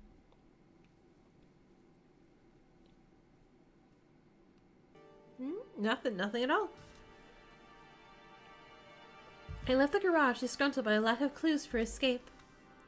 Out in the main hall, I spotted Ashley in the midst of a conversation with Missy. Echo, you might want to hear this. Huh? What is it? As you know, I had a conversation with Cyrus. Yeah, it was scary. But I'm glad to see you're alright. Worry not. I'm here in one piece. I want to bring your attention to his strange behavior. You see, I tried to reason with him, to talk him from one person to another. But it's almost as if it was almost as if after he was exposed, he had been putting on a facade. I'm sorry. It's difficult for me to explain this gut feeling I have about him, but I have my suspicions. Zero said Ultimate Charisma wasn't the real Cyrus, but could it be the other way around? The other way around? What do you mean? I was thinking, when Zero uncovered Cyrus's fake talent, revealing his true title, Cyrus's behavior became stilted and insincere. Perhaps charisma truly isn't his talent, but his behavior under that title seemed organic. My apologies, I'm just thinking out loud. Wait. Is she saying maybe Cyrus isn't, like, living and he's... No. I was gonna say, I thought, like, is she suggesting a robot thing? But no. Although, to see for myself, I want to talk some sense into him, but he remains steadfast and stubbornly irksome. If he continues to behave strangely, we might have another tragedy on our hands. I agree. I don't want to be too hasty, but might I suggest we try to extract information from him with force? Sure? Sure? Missy's expression sharpened as she made a definitive decision. I could see her eyes glazing through a plan of action. I will use the gun to threaten him into talking. Okay, yeah, I'm totally on board for this. Let's do it. I love him. Let's not do it. Oh my god, the gun's gonna be missing, isn't it? The gun is so gonna be gone. Make no mistake. I have absolutely no intention of firing, and I should really take out the bullets, but I won't. But Cyrus doesn't need to know that. In that case, let me help you. I'll get the rope from the climbing center to bind him in case he thinks of doing something funny. Excellent.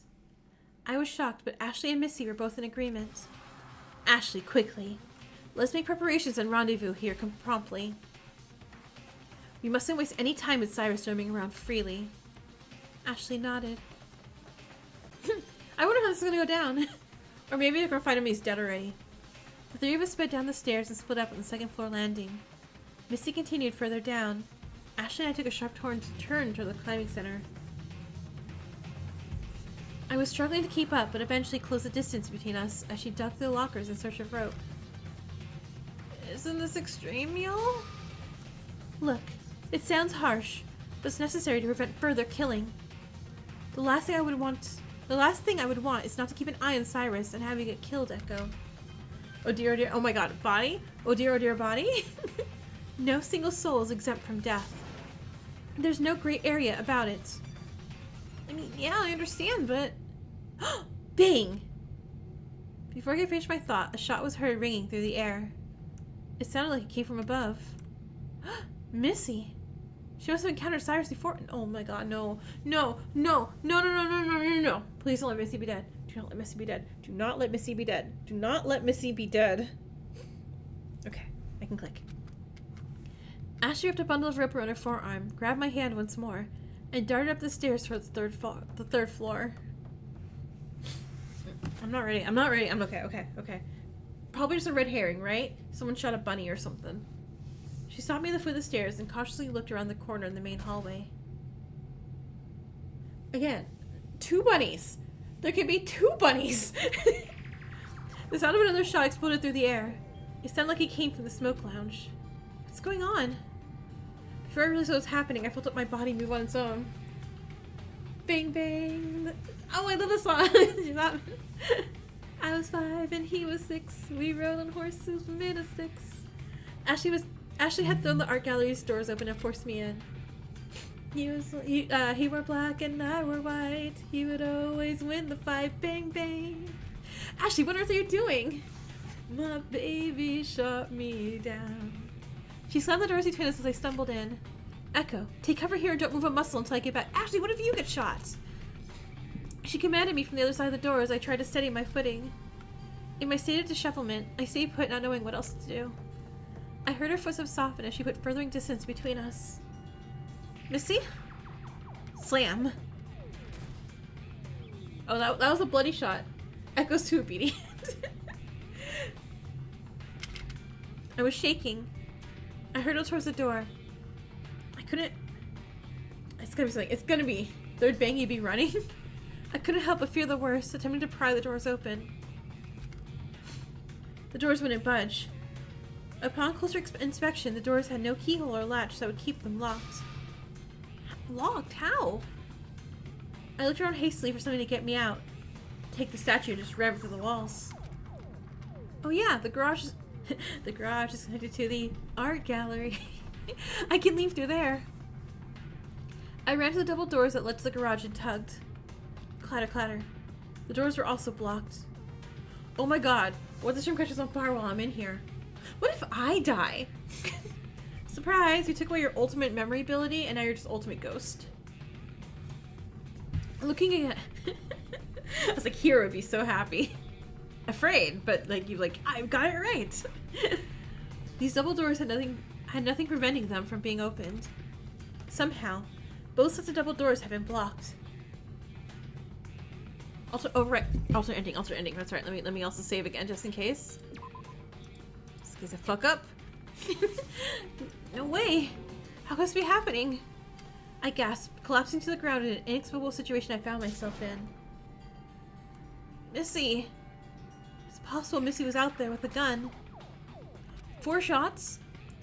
Well, we know it has 5 shots, and we know it has 5 bullets in the thing. Confronting Ashley, I felt a cold sweat forming on my face. Missy, you asked us to trust you. Too many bangs. I couldn't believe how stupid I was for believing in trust. I should have picked up the gun when I was in the foyer. Ultimate time traveler? Trust? I'm gonna run out of bullets. Footsteps. I heard footsteps from the main hall side of the doors. Lyle, you must be a raving madman if you think you can run around the building alone. I'm not doing anything suspicious. I'm doing everything I can to get us out of here, unlike the rest of you. And what were you doing poking around in one of the 3rd floor personal rooms anyhow? How'd you even get in there? It's none of your business. Voices. I heard faint voices from the main hall side of the art gallery. I sprung up from the floor and banged on the door from the inside the art gallery. Hey, whoever's out there, let me out! I hammered on the door until my fist fell through the air. Echo! Why do you have rope? Say was on the other side of the door, holding a bundle of rope.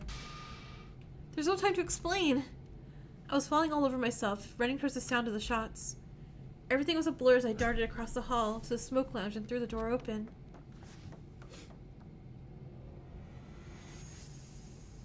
I hate everything. No. Like...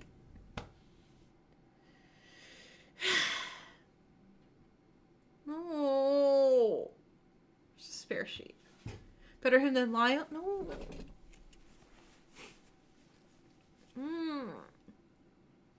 But I love him. I don't know how it makes my thing really, I mean, okay. If I shift all of this and like, oh, Pandora tried chapter 1 and Cyrus tried chapter 2, I would be a little bit better correct in my guesses, my original guesses. So what do we think? Do we think Arturo killed him? I guess in this case, Forte would be... It'd be funny if that was switched. But I loved him! Chapter 2s are like the worst for me. Okay. Got this. I got this. I could fix him. I could fix him. Cyrus's body was lying face up, blood staining his torso and hands. What, maybe he's pulling a Kokichi. He's gonna like, haha, nee hee hee. Just kidding.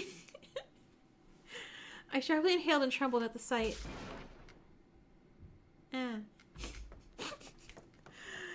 Say shook out a small startled response before disappearing from the smoke lounge entirely. I stood rooted in place, fear and confusion paralyzing me. You know the worst thing too is that this is like so beautifully drawn and colored and rendered. I'm like, this is art. I mean, like, god damn it. The smoke lounge is in a complete state of chaos with Cyrus's bloody body drawing my gaze. You love the art more than art. Furniture was strewn about, glass cabinets were shattered, and fabric sprinkled the messy floor. My head stung. The miasma of alcohol rushed through my senses, mixed with a thick odor of smoke and metallic scent of blood, creating an awful, nausea-inducing headache. Wait, hold on. How many of us are in the room? Do I not get a body has been discovered? Which, speaking of, hold on. Just because I never... Titanic, I'm borrowing your little thing. A body has been discovered! There we go. The double doors that connected the smoke lounge to the casino was ajar. A morbid curiosity took hold. I cautiously approached the slight opening. Oh. Wait, is Lyle not with me? I thought Lyle was with me. I guess I didn't see him, so yeah. I pushed slowly and...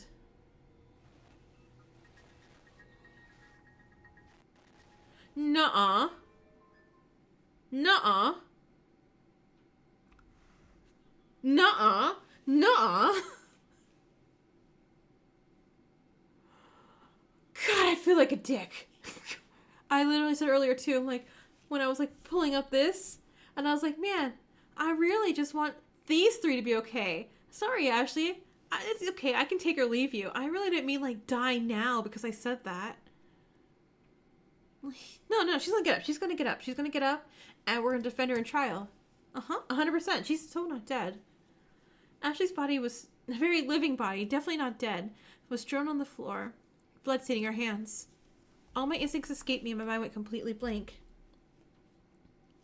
Right? I mean, there's also like this here. White noise filled my thoughts.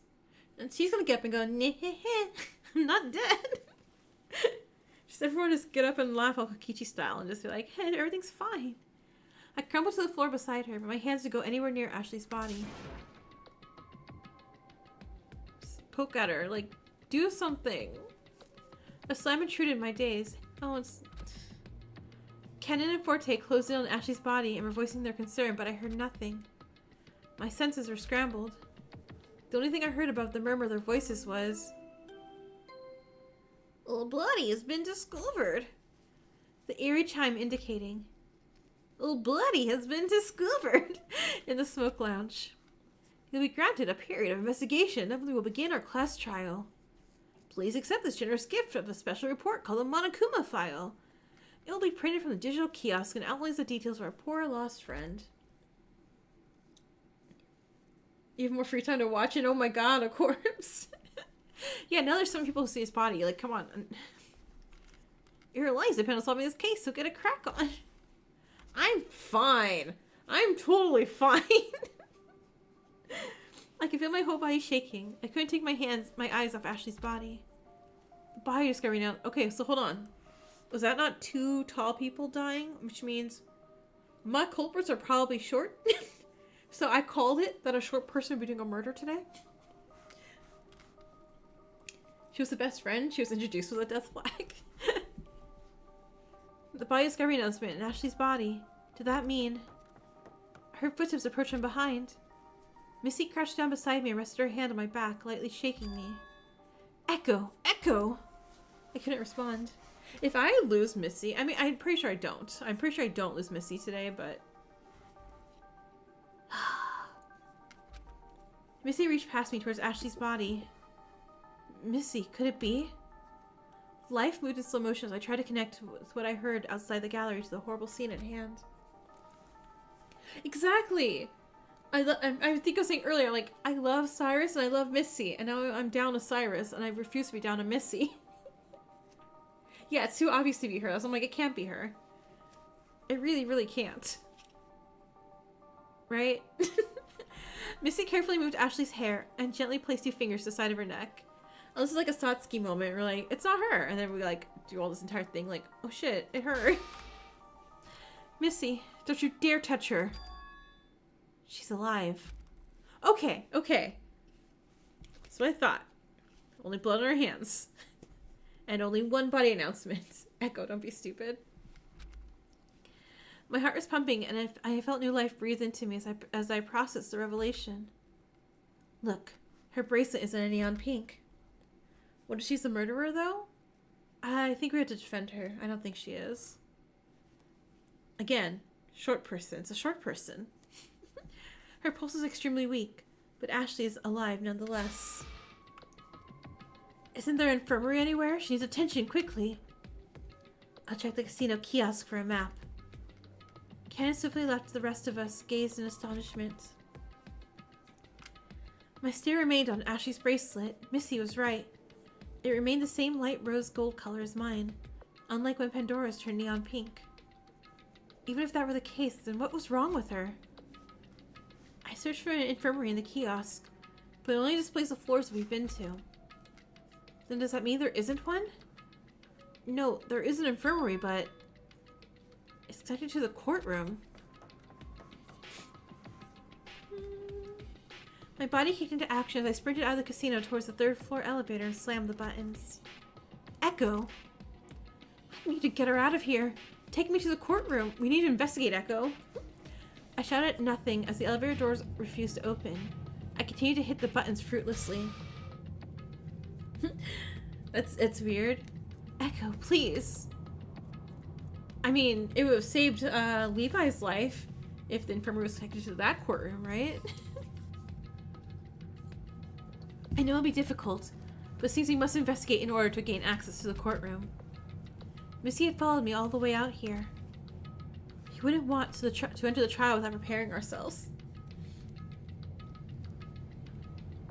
She legit looks like she just scraped her hands and knees. Yeah, I was like, she's just unconscious. We didn't even bother checking for a pulse. We should have checked for a pulse. Therefore, we must work quickly if we're going to bring Ashley back.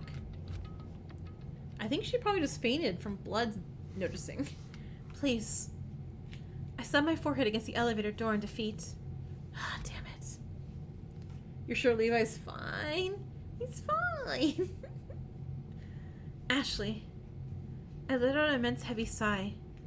My chest heaved as I felt my breath escape. In shaky, broken pieces. I'll do whatever it takes. I'll investigate, I guess. Alright, despair sheep. I think I'm coming to terms with Cyrus being gone. Because look how beautifully he's shadowed and rendered. Like, like this is... It's so dramatic and lovely looking. I dragged my feet as Missy and I made our way to the crime scene. We're doing this again. This horrible, horrible thing. Searching for the culprit behind the sickening scene only puts them on the chopping block for the game to continue anew afterwards. The cycle was torturous. We found a shot put ball. Ugh. Despite that, Ashley was alive. I tried to clear my head. Yes, Ashley was barely hanging by a thread of life, but she was alive regardless. I need to figure out who did this. Someone took Cyrus's life and threatened Ashley's. There's no gray area about it. Or maybe a little gray.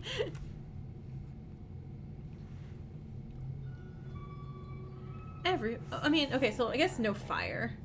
This place must reek cigars, alcohol, blood, and you also have like the gunshot smoke too. That has a scent. There's clearly Kaede.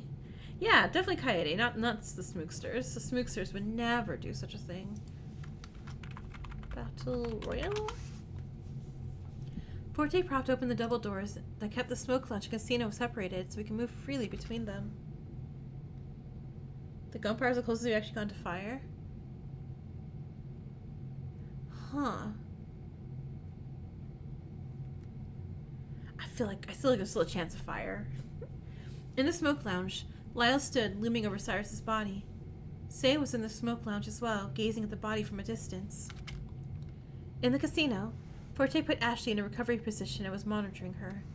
Cannon was standing between the rooms, glaring at a trail of debris. Misty went to investigate at the smoke lounge, and I was left to look on my own. Investigation time! Cyrus! Hi. What's this? What is that? What was that shape in your hands? The gun was front and center in Cyrus's chest. Blood had soaked through his shirt. The deep pigment inundated the cloth and oozed onto the carpet. God. Yeah, this I used the word informant, dude. Oh my god, I even called it earlier. I'm like, informants get shot all the time. And he got shot. Damn it. Damn it! Watch out for blue-haired people, so sorry, Cannon. You're right. The gun was very clearly told his cause of death. The gun wound very clearly told his cause of death. Kanade, hey, welcome back. You won? Nice, Sam. Congrats. But my eyes are more curiously drawn to Cyrus's bloodstained hands. The Gundam. Did I say the Gundam? Oh my gosh. But my eyes are curiously drawn to, yeah, his bloodstained hands. They were funny shaped. The blood could have only come from one source, his wound. No, it was shaped as something. He must have tried in vain to stop the gun wound from bleeding out. I trembled at the thought of what ended up being a futile act. Can I not? I really can't look at that more, huh? Okay. Broken glass and torn fabric littered the floor around and underneath Cyrus's body. A struggle occurred there, that's for sure. Oh, sorry. Hi, Lyle. Hi, you're investigating here. Thanks. Main character energy. You can't take Danganronpa this seriously? Oh no, what? 86 to spare? That's a... Kasada.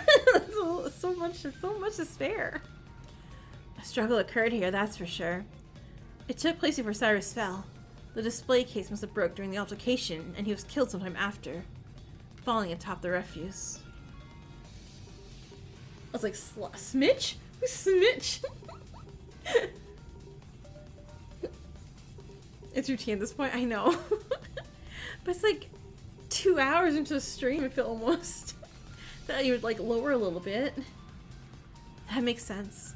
It's the only way the room could have gotten so messy. Well, of course. No one's gonna be cautious about the surroundings when their life is on the line. True. Blowtorch. I'm sorry. A blowtorch? Fire? It's a blowtorch. So that's what he was getting from the kitchen earlier. Huh? What are you talking about? You recall I crossed paths with Cyrus early in the morning. A bit before I started testing the rules by destroying the ovens. I'm sorry, you destroyed the ovens? Are you saying we don't get hot food from, like, for the next 3 days? Like, rude? It was a brief meeting, but I was curious as to why he was there as well. He must have smuggled the butane torch out. Yeah, what? Did you not say anything about that? Why should I have? Right? I mean, he died, but he's like, I'm still the most attractive one here, next to Missy, so... Bleh. And took a pose and died. Fire! Fire! It's like the casino on fire. I mean, you could have stopped him from far in advance. Whatever he was gonna do with it. He's dead. True. And clearly didn't get a chance to do anything anyway. Sure. Okay, so I know again, he's the most obvious. But what if he was gonna make something with a blowtorch? And also, I noticed a blood hand door there too. What if Ashley shot him to save everybody type thing? A blowtorch smells alcohol. Yeah, I know, right? So I'm saying maybe he was gonna do something with the alcohol and the blowtorch, and Ashley shot him. Maybe. The blowtorch went off. I mean, that would also explain why I got locked in the room. Because Ashley would want to protect me. But again, she locked me in a room when there's possibly going to be a fire, so who knows? Maybe someone tried to frame Ashley? That's also a possibility. I'm still doubting the tiny people.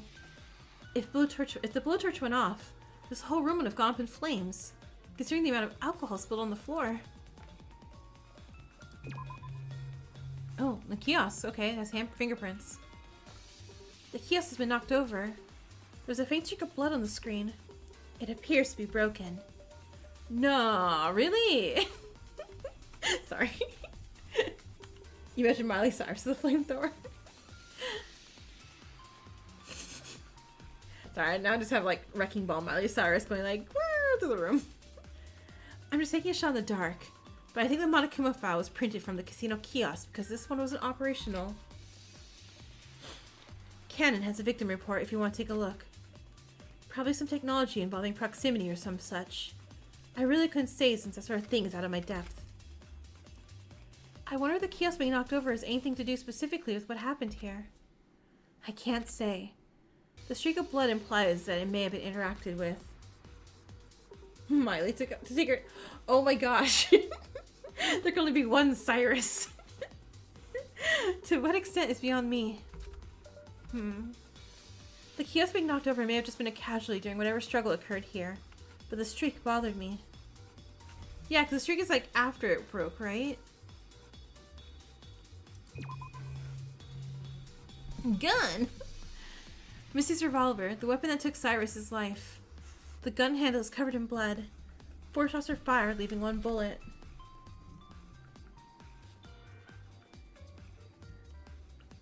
Is your David Avatar being lonely?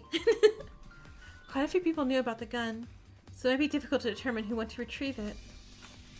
Oh, okay, we're not going to talk about the handprint on it, obviously. The bloody handprint. Oh my god, this place is gonna blow up. An overturned gasoline container. It's almost empty. Ew, it smells in here. Also, hey, Say, I feel like you haven't really talked much. Why'd you have rope again? Because you weren't getting the rope. We were getting the rope. I could have sworn. Yeah, the smoke lounge wasn't really a pleasant place to begin with, but this... There's Nagito here. No, we're missing a giant spear. The giant spear appears out of nowhere like, Nagito. What do you mean? Well, when Ash and I visited the smoke lounge the first time, the air was heavy with cigar smoke, I'm assuming. So to see liquor and gasoline spilled all over the place and adding to the smell, it's not helping much, I'll say that. I see. I didn't visit this place beforehand, so I can't really say, but I'll take your word for it. But gasoline seems out of place here, doesn't it? Yeah, I wonder if it came from the garage. I know that. Okay. Can I just shove her? Like, Ashley, wake up! Is there anything else in here? Nope, just her corpse? Not corpse? She had the rope because she took it off the door when we were trapped in? Oh! Okay, got it. Sit up in the corner. I know, wait, I thought Forte said he put her in a sitting position. So she could recover. Ash, hang in there. Ashley's hands were covered in blood. She didn't appear to have any sort of wounds, so the blood on her hands could have potentially come from only one place. Did Ashley try to prevent Cyrus's death? If that were the case, whoever shot Cyrus could be the same person who took Ashley out so she wouldn't reveal the assailant. I haven't seen the substance yet. I've heard so many good things about it though. I think that's it. Oh no, hand? Why was hand question mark? You hated it? Oh my gosh, really? Am I doing the trial as well? I mean, I think I'm going to try as well. It's still early. Why was hand question marked? I just said hand. Meh. Sorry. Okay, return. Hand? Is that a hand? Oh, maybe she's holding something. I don't know. Alright, I think I clicked everything, so let's talk to people. Discuss. Hey Lyle, want to be helpful? Lyle looked particularly aggravated. This place is a mess. There's no mistaking the fact that a struggle occurred. Well, yeah, that seems to be the case. It's a shame I wasn't closer when this took place. Even if I slept the 3rd floor earlier this morning, I managed to miss something as big as this. Call it bad timing.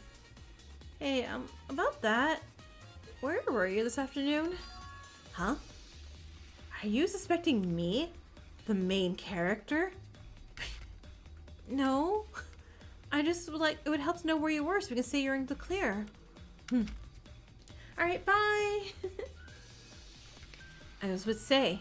Okay, but you were with Art last time and that didn't help Art, so I ain't trusting this anymore. Say, but didn't she keep herself locked up in her room all day? Beats me. Your name is Lyle. Lyle. All I know is that after I heard the second gunshot sound from somewhere upstairs, I saw Say poke her head out the room. I'm sorry. Say, who was afraid of dying, was like, oh, a gunshot, and stuck her head out the room? I dragged her out for my safety. Oh, okay, never mind, there we go. And hauled her around with me to find out where the shots are coming from. You're on the 2nd floor by the time the 3rd shot went off. So you two can vouch for each other's whereabouts. Some would say Say is a liar. Yeah, what of it? Nothing. Lyle has an alibi that can be verified by Say. I should talk to Say and see if their stories line up. What puzzles me the most is where did a gun even come from? Oh, that was Missy's gun. She brought it out to boldly state that she would not be firing it. She recommended we travel in groups in case something bad happened. So even if by the off chance someone did fire it, we'd be in groups able to witness alongside our partner. Lyle was astonished. Really? What kind of tactician would reveal their hand like that? Is a symbol of trust? I'm certain I'm not going to use it to cause harm. I really don't think Missy would. That aside, it almost seems like she was micromanaging everyone's expectations and locations by doing so. Lyle just scoffed and continued to loom over Cyrus's body. The one! Hi! Welcome in! Alright, so we're gonna talk to Say first, because, alibi, please? Oh, Echo. Say's hands are trembling. I'm so sorry about Ashley. She's not dead. It's scary, but I'm trying to pull through. It was a relief to see her breathing, but I need to find out who would have such ill will towards her. If you can tell jokes? Like Danganronpa themed jokes? That's very noble. If there's anything I can help with, let me know. Or puns. Yeah, no offensive jokes, please. Yeah, there is.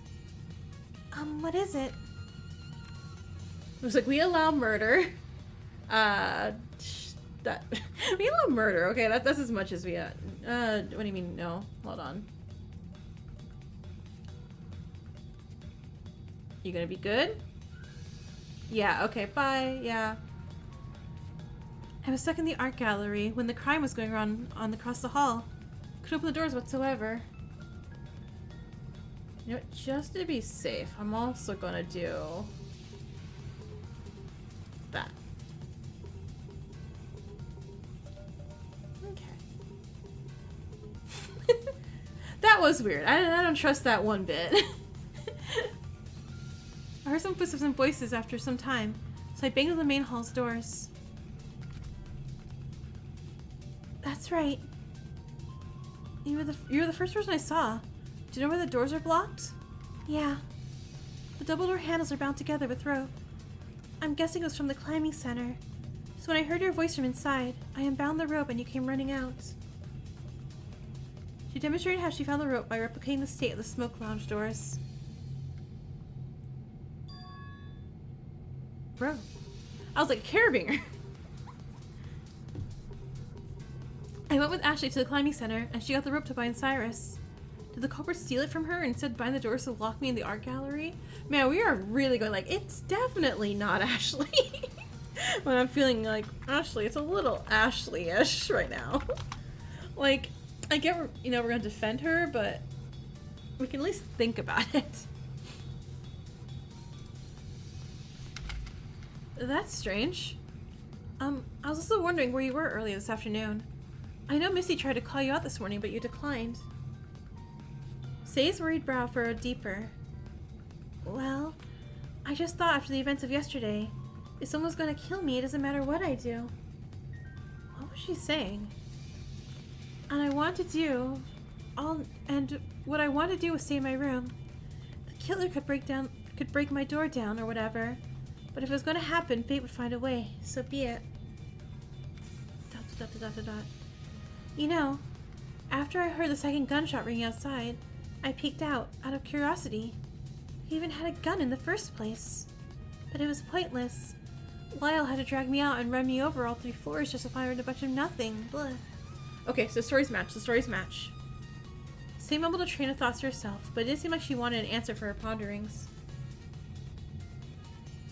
Are they seriously? Oh my god, because they have new person. They have new person. God. No.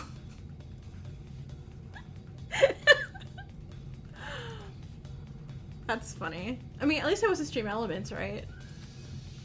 Well, thanks, Say. Say seemed to possess a haphazard reaction to the recent events. Regardless, Lyle confirmed that he and Say were together when they heard the gunshots, and neither of them were even aware someone had a gun in the first place. Good for them. Alright, Missy. Help. So, 4 shots were fired. 4 out of the 5 existing bullets in that gun's chamber. So really, if she plays Russian roulette now, it's only 50-50. So. 4 shots I noticed, however. There are 3 holes in the wall of the smoke lounge, and 1 in Cyrus, so yeah. Then those three weren't the ones that killed Cyrus. Yes. One bullet is lodged in his chest. The problem is finding out in what order these shots are fired. Which one was the one that killed him? Do we have to figure that out? Missy furrowed her brow. Echo. Her voice was in a hushed whisper. I sincerely hope this hasn't tarnished your view of me. Not at all. I still love you. Huh? It's very clear that this crime has my name written all over it. I was the one who revealed the gun to be in my possession. I was the one who left it out in the open. And I have no partner to support my whereabouts during the crime. Echo, echo, echo, echo. And despite that, I cannot tell you my alibi. Huh? Why not? Missy? What would you have me think of? You just said all of that. Please, trust me. Have you ever seen the movie Legally Blonde? It was the same situation where Elle's defending her client. The client's like, I can never give you my alibi. I'd rather die. And her alibi is that she was just getting liposuction. I was like, no.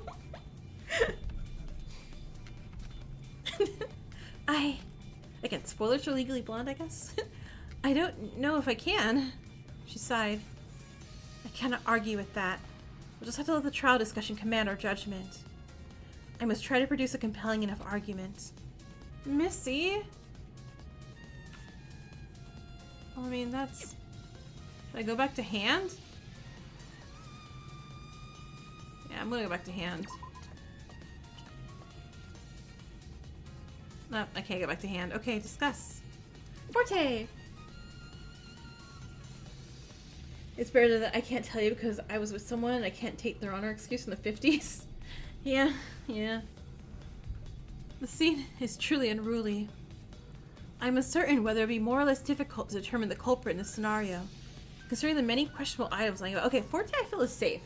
I know I was really worried about Forte earlier, but I feel like he had legit nothing to do with this chapter, so... You're okay, darling. I guess I can't call him darling anymore because there was a darling. Honey Pie.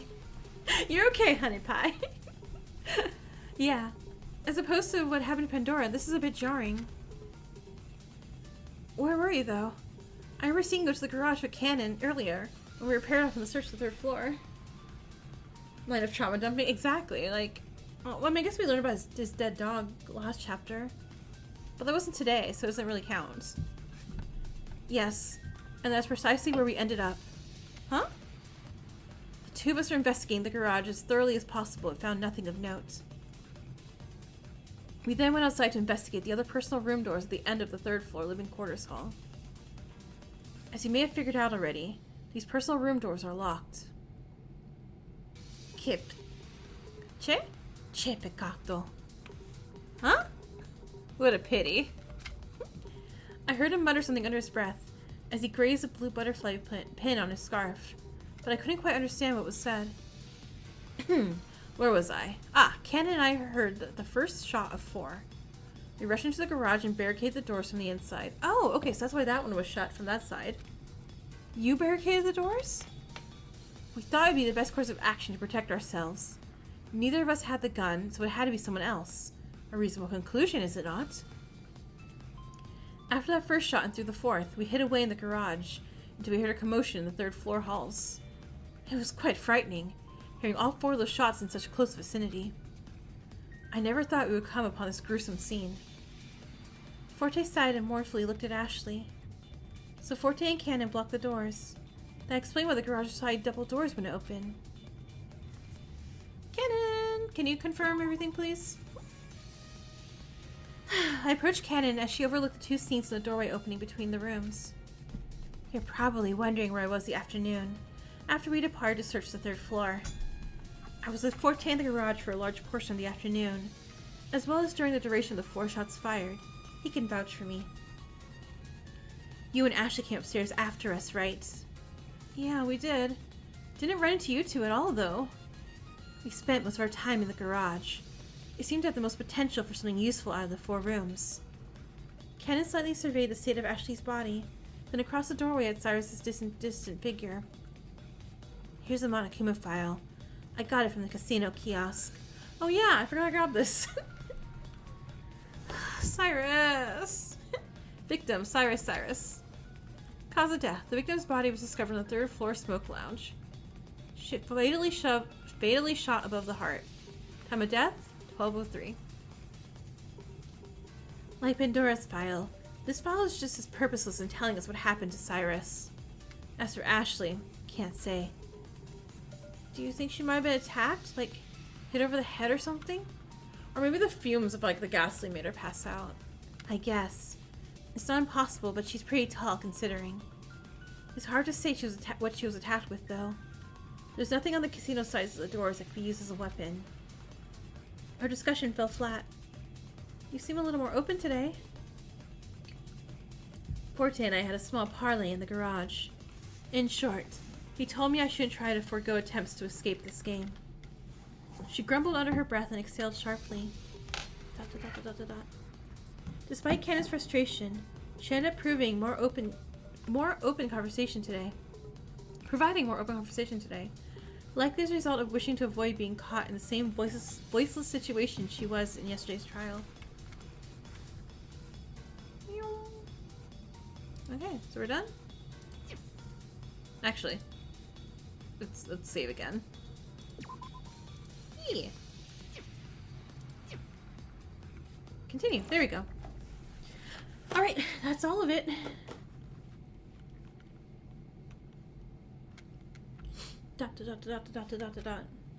I let out a deep sigh. Conducting an investigation was harrowing. I was exhausted beyond belief. Our group was already so small, yet given everyone's paired alibis, it became difficult to say who was behind this crime. It was difficult to say, barring one person. Whatever was Missy thinking? Has she been lying to us this whole time? Oh my god, maybe it is Ashley. I thought it felt too obvious to be Ashley, but now I'm like, oh no, maybe it is Ashley. No, I couldn't jump to conclusions so quickly, because Forte and Cannon were locked up in the garage. And I know I said Say and Lyle have alibis, but... And that didn't work out last time. Maybe it's Ashley? She's the one I can think of now. Maybe one of them is being framed? Ashley and Missy tried framing each other. No, I couldn't jump to conclusions so quickly. It wouldn't be fair to Missy. Regardless, I had a bad feeling about all this. Okie dokie, you all know what time it is. It's time for the class trial. I hope you have enough ammunition to shoot down the culprit. Echo. If not, I guess you're all out of luck. The elevator takes you to the courtroom once everyone has been boarded. So make it snappy. The timer for your bracelets to release toxic gas is set for 10 minutes after this announcement ends. Don't drag your feet. I rubbed my forehead in distress. The vicious cycle we couldn't see to the end continued once more. Why? I went over Ashley's side and sat next to her. I gently placed 2 fingers at her wrists and felt the faint pulse. It was such an eerie feeling, knowing Ashley was alive but still so close to death. Forte laid his hand on my shoulder. Echo, we really have to get going lest we find ourselves in danger from Zero's capricious ways. Yeah, you're right. Forte, would you mind? Not at all. Forte lifted Ashley from the knees with ease, carrying her to the elevator. I followed behind him, trying to keep a close distance to Ashley.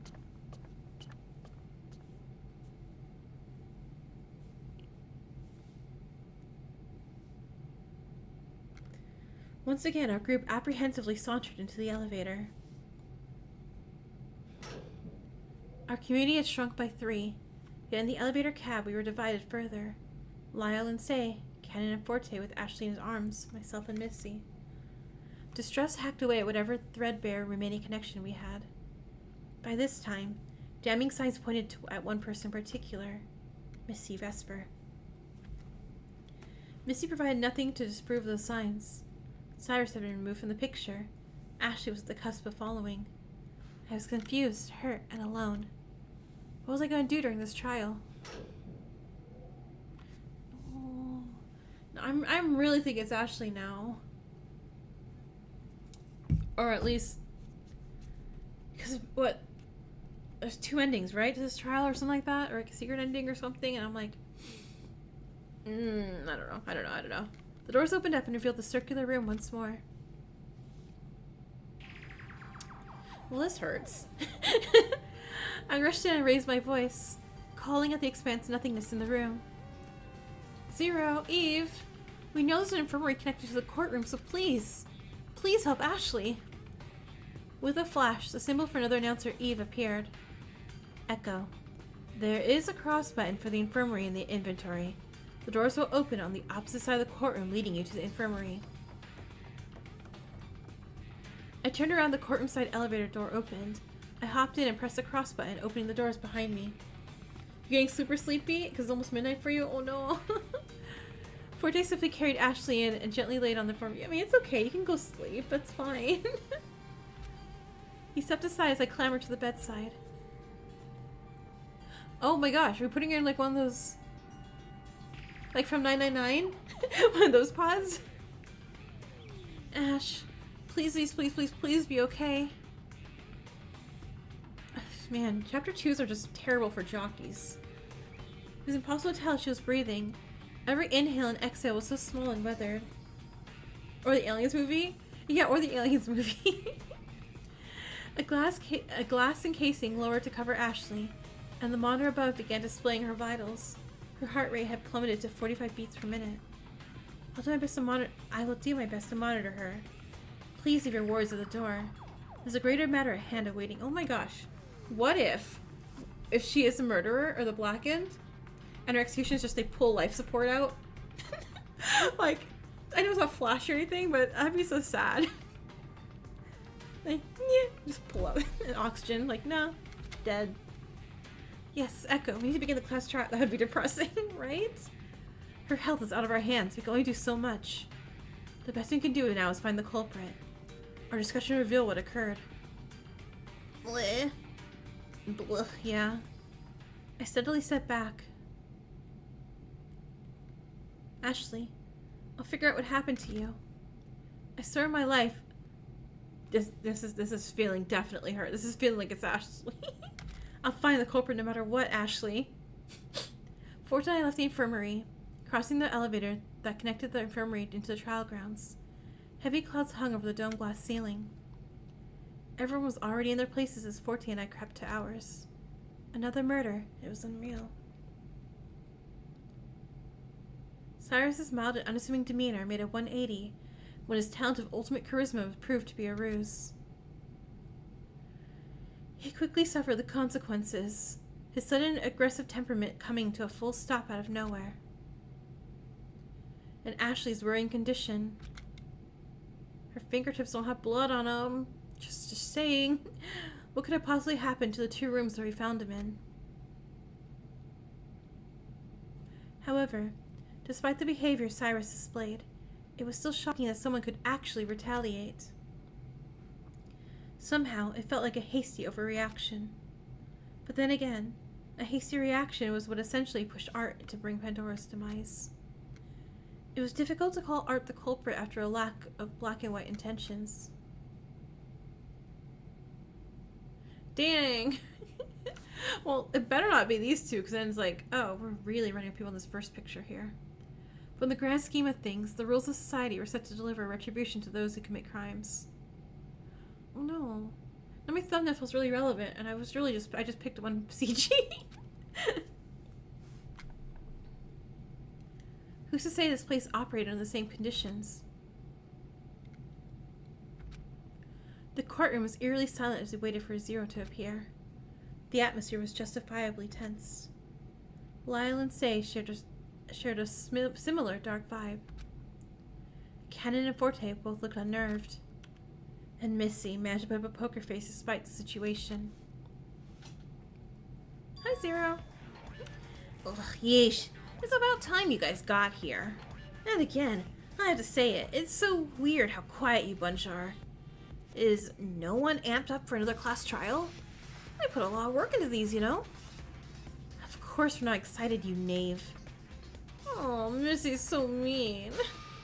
Well, it's a shame no one's excited, but this ball's gonna keep rolling with you, like it or not. Plus trial.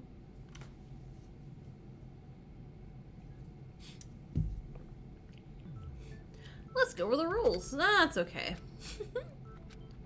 Majority votes. Vote right. Vote right. Our victim today is Cyrus, the ultimate charisma. More like ultimate nonsense. Was no one else suspicious of his name and talent? I would be. It really shouldn't be a surprise to anyone that charisma was not really his talent. I mean, he was pretty charismatic to me. Regardless, I called out his drivel last night, and look where we are now. Wait, I feel like we should blame Zero for this stuff. You were all quick to take what I said to heart, huh? Well, I'm glad. Saves me from me to get a motive set up and all that. So without further ado, discuss away. Don't mind if I do. Lyle. Missy. You think you know what I'm gonna say, huh? Then say it yourself. You think I'm the suspect. Oh, gold star. The point is moot. I am not the culprit, and that's all I will say on the matter. And why do you expect me to just roll with that? Because if you all vote incorrectly, then we'll all be in danger. Prove my innocence, or take my word for it. Missy? The hell? Don't you think it's a bit much to ask, given the circumstance? I have my convictions. I'm refusing to share my alibi for my own reasons. And yet you don't fear the consequences? You're ridiculous. I'll lay it all nice out for you, okay? And then we can discuss whether or not holding your tongue is the wisest thing to do in this scenario. Also, let me save again. Because saving! Consider the facts. You were not partnered with anyone. You refused to share an alibi. And you're the one who had the gun in the first place. Do you know what killed the victim this time? A gunshot. You likely proposed traveling in groups so you could operate on your own. Isn't this all too damning not to be true? Despite her dangerously challenging Lyle, I held my belief in Missy steadfast. I wanted in all sincerity to trust everyone involved in this horrible game. But considering 2 people had just been murdered, one executed and one attacked, it was becoming difficult to justify my stance. I didn't understand. What was there for Missy to hide? You know what? Forget it. I'm taking charge of this discussion. Once again, I can only rely on myself. Echo, you're a walking record of events. Tell me why I shouldn't think Missy was alone during the crime. A walking record? Or Cannon.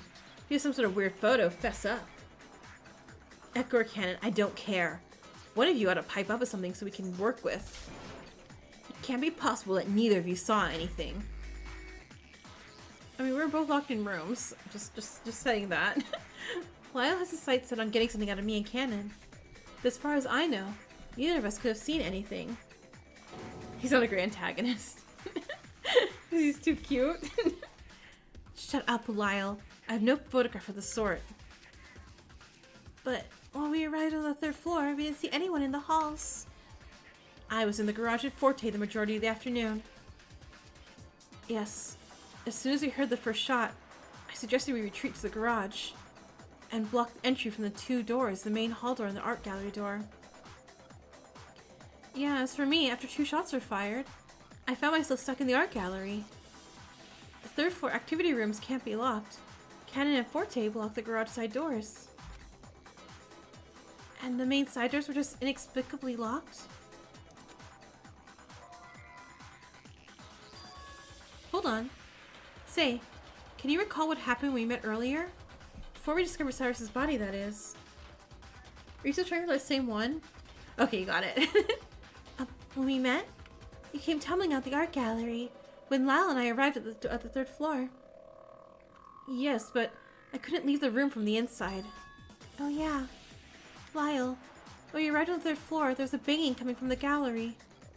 I couldn't check to see who it was or what was inside until I unwound the rope that bound the double doors together. Oh, that one disappeared? Oh, okay. I was like, dang. That was a while trying to get that. See, Lyle? There's no way either Cannon and I saw anything that happened during the crime.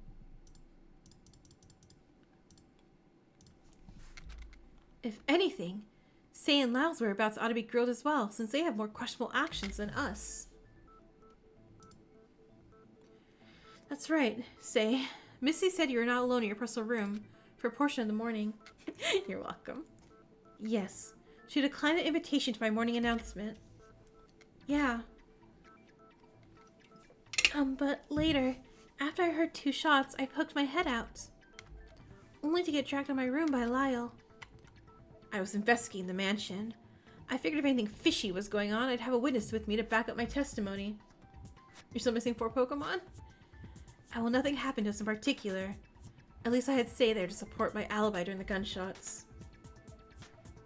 Despite all that, you were still acting suspiciously this morning, smashing the ovens and all. Lyle, don't you think you yourself warrant an explanation for what you were doing? Huh? I don't need to justify anything I'm doing. I'm the ultimate I'm the ultimate protagonist. Put in this evil game to solve it, inside out. If you all have any faith in your ultimate talents, you'll have faith in mine and my goals as well. I don't care if I break the rules, it's all part of the plan. I'll avenge Art, I'll stop the killings. I'm solving this killing game on my own, come hell or high water. But it didn't occur to you that I'm on the same agenda. He thinks Puzzle Master and Detective are synonyms. What? There aren't any stakes for you, Missy. Art was the only person I've encountered that made my talent worthwhile. I can only trust myself. I'll work alone until I can grasp the situation with my own hands.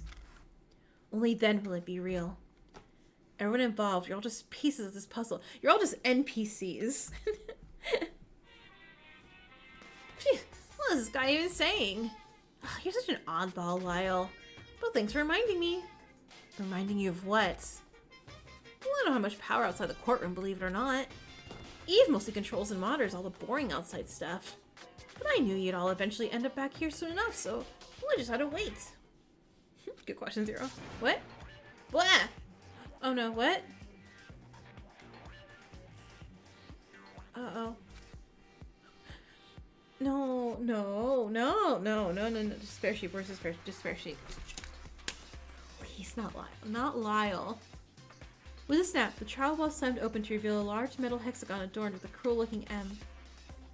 Lyle crumbled to the floor and we all backed away, astonished at whatever invisible pain was being inflicted upon him. Oh, what's a sonic weapon? High-powered sound waves from me personally to Lyle. This is what you get for fiddling with my door trap. Ugh. Well, I think Lyle's brains in front. Okay, he's not dead. There's no fun or suspense to be had in killing you and myself, unless I'm executing a culprit. Don't mess with my stuff. Somehow, Lyle remained standing. Gah. Please, we must move the discussion along. Unless we face a similar dangerous fate, we need to discuss the Shut it, Missy. We're here because of you. Lyle was livid, fighting back against the collapsing by will of sheer force. Taking control of the discussion this time. I mean, he can do it. That's fine by me, Lyle. Echo, I need you to recall as much information as you can about the murder weapon, the gun. Huh? Why? I'm Lyle Termina, Ultimate Puzzle Master. Need I say it again? Shut it, Missy. You're so grounded for this. I'll solve this case like I've solved all the puzzles that have come along my way. Your memories are a tool for solving this, and I'll be damned if I don't use something as instrumental as that.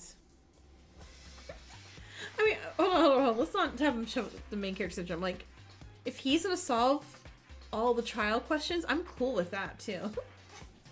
I'll just pop up at the end, vote for who's right, and I'm like, oh, this is what it's like to be, like, in the peanut gallery. This is nice. Get to it, Echo. I don't have all day. Alright, I'll try to relay what I remember to you all.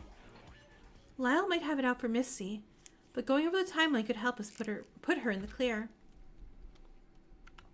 I think it'd be best to start from when the murder weapon was revealed. Maybe then we can trace who had it in the final moments. He thinks you're rude for— oh. He was originally in possession of the gun. Missy! He is being rude to me, though. That is true. He can be a little bit nicer if he wants me to help so much. Missy Vesper was the one who originally revealed the gun in the morning. She said she woke up in her personal room with a gun given to her as a test to see whether or not she belonged with the preservation project. Missy called me as one of the other students. Who was it? Forte, Ashley, Missy, Cannon. Yeah. Missy assembled a small group for the meeting. There, she brought the existence of the weapon to our attention and discussed her intentions with the gun. She would not cause any harm with it. The group consisted of Forte, Ashley, Missy, and Cannon as well. Everyone at the morning meeting agreed to place the implicit trust in our peers. Missy left the gun in the foyer. After the meeting, Missy left the gun on the main table, wrapped in the cloth she had been carrying it in. I told you I should have grabbed it. If I grabbed it like I wanted to and been like, I don't trust anybody. Cyrus be alive. After discussing the existence of such a weapon, something happened. Lau was destroying the kitchen. We discussed the existence of a gun, among other things, until we were interrupted by a loud sound coming from the kitchen. Our whole group went over at once to see what was going on, and there we found Lau destroying the kitchen oven as a means to test the rules. Lau noticed the world he would solve the killing game and went to the jazz club? No. Third floor? Lyle said he would solve the killing game and absconded to the third floor to look for more clues. Al was clutching the secret note from yesterday. My camera's being weird? It's normal now? Okay, sorry. That's weird. Let me pull up the thing. Okay, seems to be fine. At least now, at least. Lyle said he would solve the killing game and absconded to the third floor to look for more clues, all while clutching the secret note from yesterday. He left the kitchen and took the elevator up as the rest of us remained in the foyer, confused. It's probably I don't have like 8,000 lights on me right now. Because I kind of like, I want to see. Shortly after, Cyrus appeared at the top of the second floor stairs, causing someone to act. Missy? Shortly after, Lyle departed for the third floor. Man, we're making Missy sound so suspicious. Cyrus made an appearance at the top of the second floor stairs. Missy went up to confront Cyrus by having a conversation with him in the jazz club. The rest of us went to investigate the third floor for an escape route. I believe it's worth mentioning that Cannon and Forte went up first, with me and Ashley following afterward. None of us took the gun. Little Missy Muffet? From the looks of it, Missy and Cyrus's conversation in the jazz club is a gray area that none of us are privy to. Care to explain yourself and why we shouldn't be suspicious of a private altercation moments before his murder? I was attempting— oh my god, that's right. Her last words were, "Hey, I want to take the gun and force some info out of him." Missy. Missy, no. I was attempting to extract information from him. As you all know, he was acting intensely suspicious yesterday. However, rather than avoid him, I thought to take action and confront him head first. Yeah. You mentioned this before, but can you explain why you think he's putting on a facade? Intensely suspicious, right? I mean, for all we know, every word out of his mouth could be a lie. Body language. Huh? Body language? Say it again like Ursula now. I can't do it, Ursula. Accent there. Ah, it seems Cannon noticed it as well. Exactly. Cyrus's body language gives off the impression that he's tense, as if he were being pressured or under stress. Actions speak louder than words, after all. We are very in sync today. That's true. I did think he looked a little more foreboding than usual. Ultimately, did you get anything from him? Unfortunately not. He was just the same stubbornly cryptic person he was last night. Could be the ultimate cryptic for all we know. So that's it? In Echo's recollection of people involved with the murder weapon, whose name came up several times? Missy. So don't you think your course of actions would heavily imply a murderous intent that led to the circumstance? Yes. Signs are strenuously pointed towards me being the one behind it all, but I don't wish to divulge the reasons behind those actions. I don't want to admit it, but I was beginning to have my doubts about Missy. But if this discussion was worth anything, it had to be a test. Whether or not I could really trust Missy. Oh, Missy.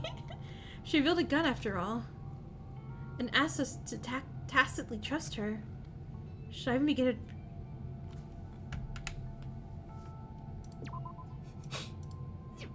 I'm gonna trust her. Should I even trust her to begin with? What if she was just goading someone on to be incriminated so she can get away with it? Do I trust Missy? Yeah, duh. I want to believe in her. That meant scrutinizing her actions to free her of suspicion. I saved. So if I say no and it gets me like a Kyoko ending, like from Danganronpa 1, I'm okay. Because I'll go back to it some other time. You saw it? Oh, you saw me save, yeah. We couldn't afford to jump to conclusions. If I may, I think we need to turn over as many questionable facts as we can to lift suspicion. I agree. The evidence is unmistakably painted in Missy's name. But I'm still not convinced she would have the malicious intent to kill Cyrus. Missy was the one who suggested splitting up to find things that could threaten Cyrus into talking. But she made it clear that she never had any intention of firing the gun. Is that so? Yeah. It was after she had her conversation with Cyrus in the morning. Our morning group of Cannon, Forte, Ashley, and myself paired off to investigate the 3rd floor for an escape route. After some time, Missy met up with me and Ashley outside the garage to talk about Cyrus's weird behavior. It was then that she discussed with Ashley the idea of threatening Cyrus to talk. This was just before the shots began. Then it's clear that she used the opportunity to act alone and retrieve the gun herself to shoot Cyrus. How would bringing up that lift suspicion from Missy? If anything, it's more damning proof. That's my cue. Hey, yeah, you fight him. You deal with this. Just a minute, please. What I don't understand is, why would Missy kill Cyrus if she didn't get the information she wanted? I can only assume the following for her case. She made an attempt to have a civil conversation with Cyrus, only to walk away empty-handed. You go, strong man. The motivation is lost, and there shouldn't be any reason to threaten him further in that case. Sure. Make something up for her in her defense, will you? I can't doubt Missy now. She's the one who made the bold move of bringing the gun to her attention. Now I have to trust that she didn't do anything wrong. Forte strong, solo alone. Both things are true. Yep. There's no telling what transpired between Missy and Cyrus. Seeing as all of us witnessed her contentious interaction with him in the jazz club, it might take some work to get Lyle on the other side. Missy could be lying about not getting information, just like how she's withholding her alibi. Give it up. Why should we be protecting the culprits? Missy's the only one with actions of glaring noteworthy suspicion. If you can disprove it, then by all means. Oops, return.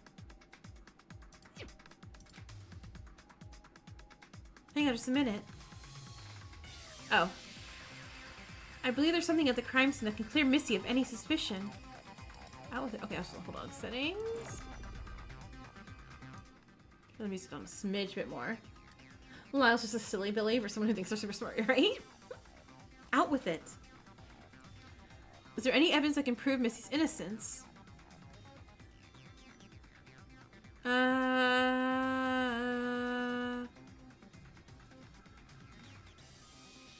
Kiosk? No. Blowtorch.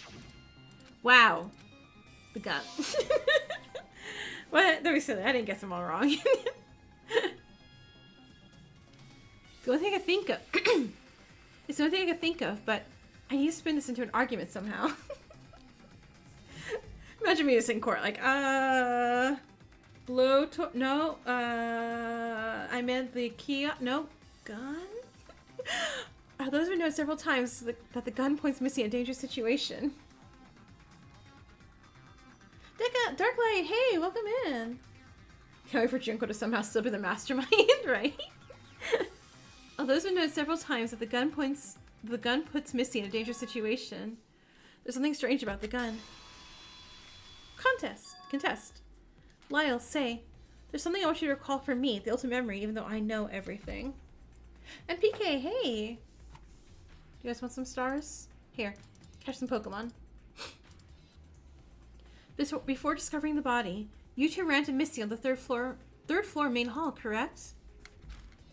Yeah. That was right before I helped you at the art gallery. If that's the case, I want to ask, did you all see blood on her hands? Blood on her hands? Nothing of the sort. So you didn't see blood stuck onto her hands, but there was blood stuck to the handle of the gun. If Misty really did kill Cyrus by shooting him, why didn't she have blood stuck onto her hands when you saw her? You wouldn't be able to forget seeing something shocking like blood-stained hands.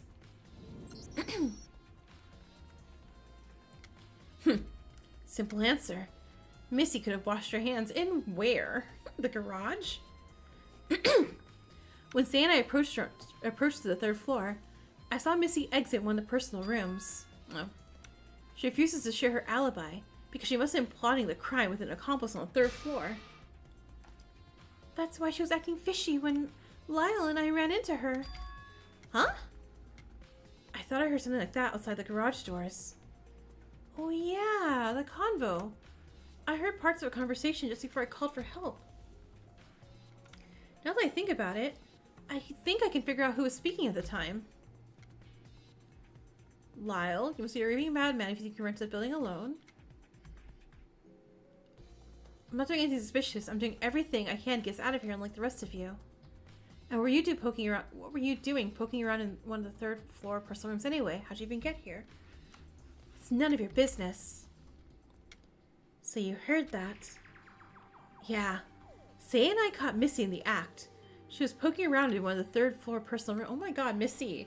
Missy's making this so difficult. And how do you suppose she entered the room? She entered that room using the resident's bracelet. How else could she have gone? I mean, it's her dead girlfriend. She's allowed. The door was still intact. It was not like Missy broke it down.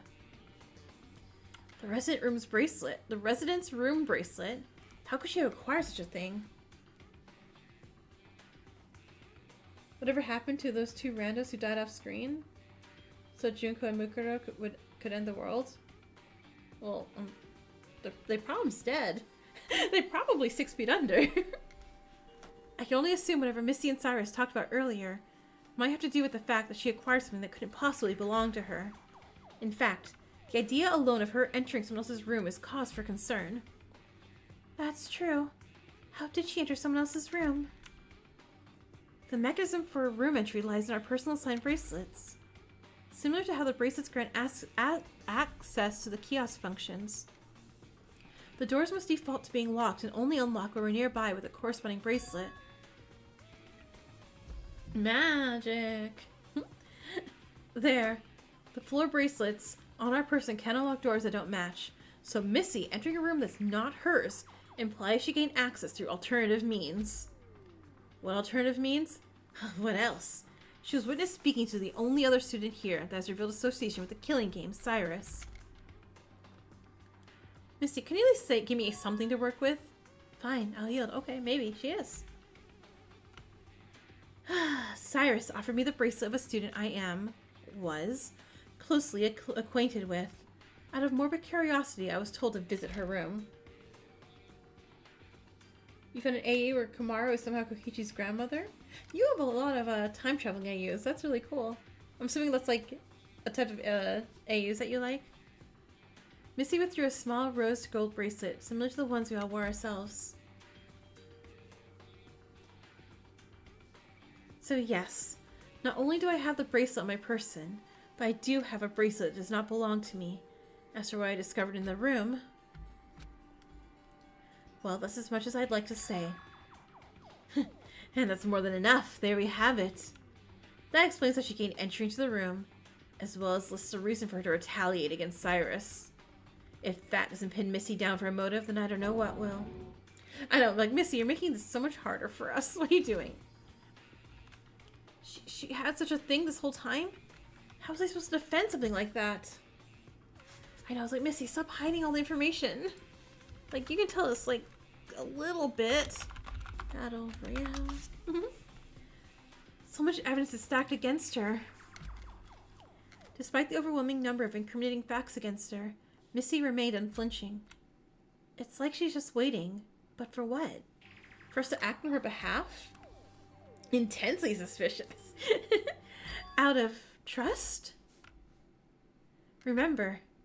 Remember, Echo, remember. I had to use the gun to threaten him into talking. Make no mistake, I absolutely have no intention of firing it. If Missy's being withholding about her alibi, there must be a reason behind it. I'll have to work with it rather than against it. If I have to remember. I have to trust Missy's intentions.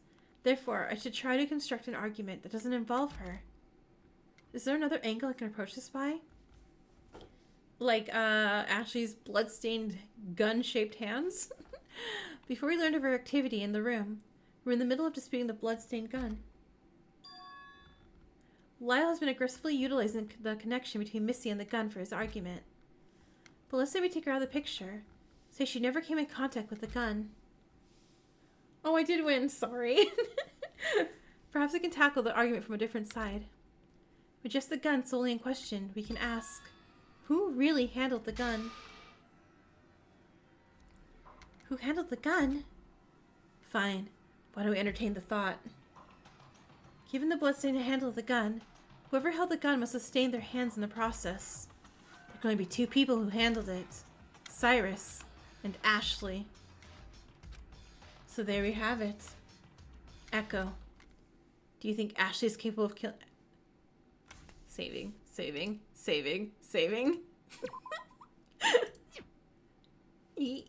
What?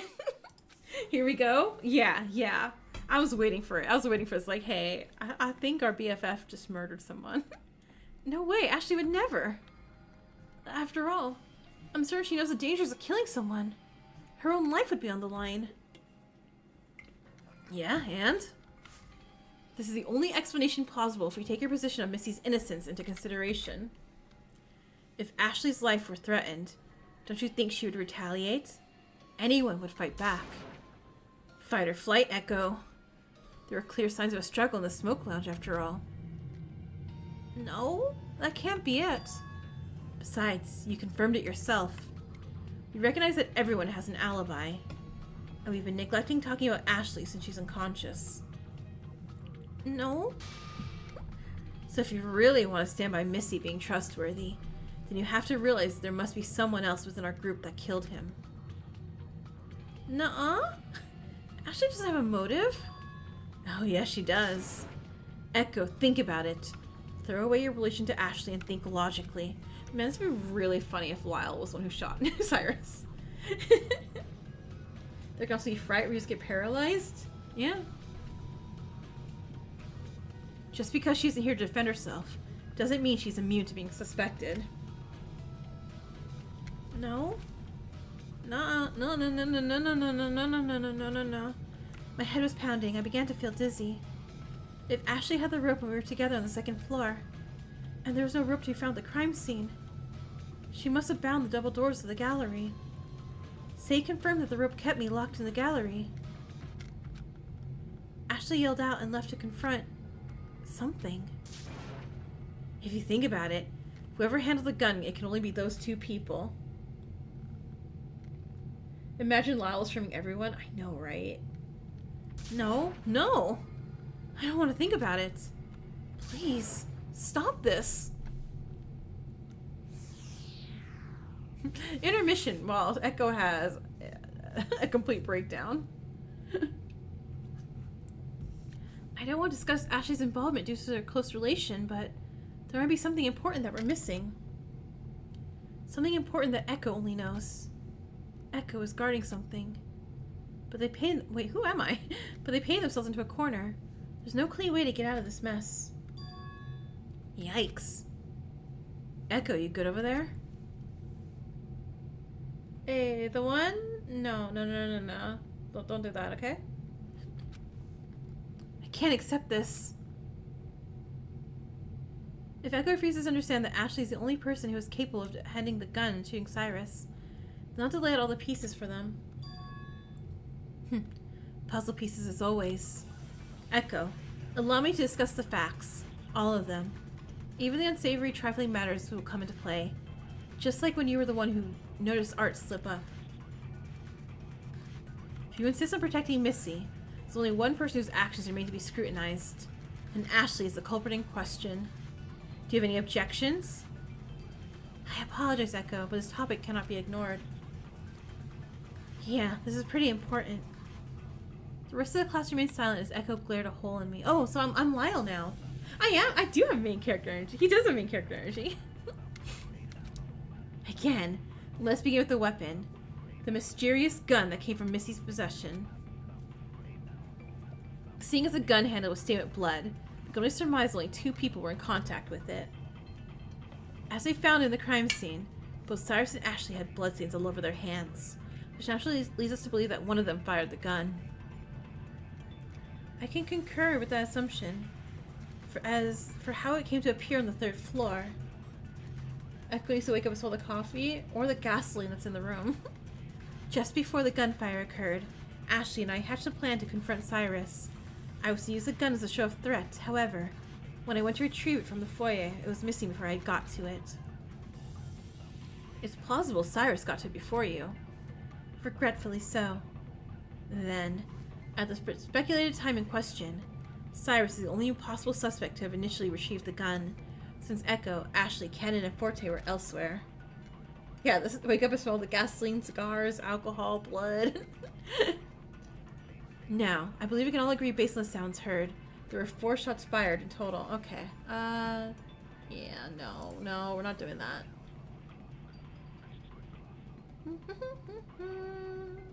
Thank you.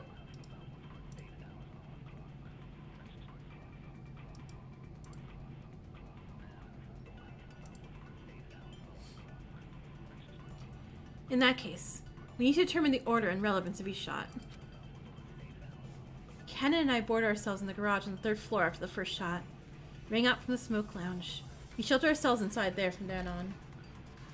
And Lyle and I parted up after the second, but we were all the way on the 1st floor. So, we can determine those first 2 shots were not life-threatening ones, since no one was in the vicinity of the smoke lounge, and there were 2 gunshots in the wall. Imagine being so petty that you make this one guy into Kanade all because his grandmother wrote a book about you. What? This is crazy. However, between the 2nd and 3rd shot is where Ashley's alibi becomes problematic. We had to fight Echo? No, you're wrong. There's nothing wrong with Ashley's alibi. I can verify it for her. I was with Ashley from when she went to the 2nd floor to the climbing center, as well as when she went to the 3rd floor. I never let her out of my sight the entire time we were traveling up and down the stairs. Oh. Echo's thoughts and judgment are being clouded by the relation to Ashley. Okay, yeah. You were not Incy. You never let her out your sight, dude? Never? Friend? What clue proves Echo and Ashley were separated? The rope. You're missing a piece of your argument. But didn't you just say Ashley shoved you into the art gallery just before you heard the 3rd shot? The rope binding the doors proves that there was a moment that you 2 were separated from sight. It's possible that she entered the smoke lounge in that time frame. Also, in that case, the 4th and final shot ought to have been the one that killed Cyrus. The only person left without an alibi, given Echo's testimony of the culprit last movements. The only person left is Ashley.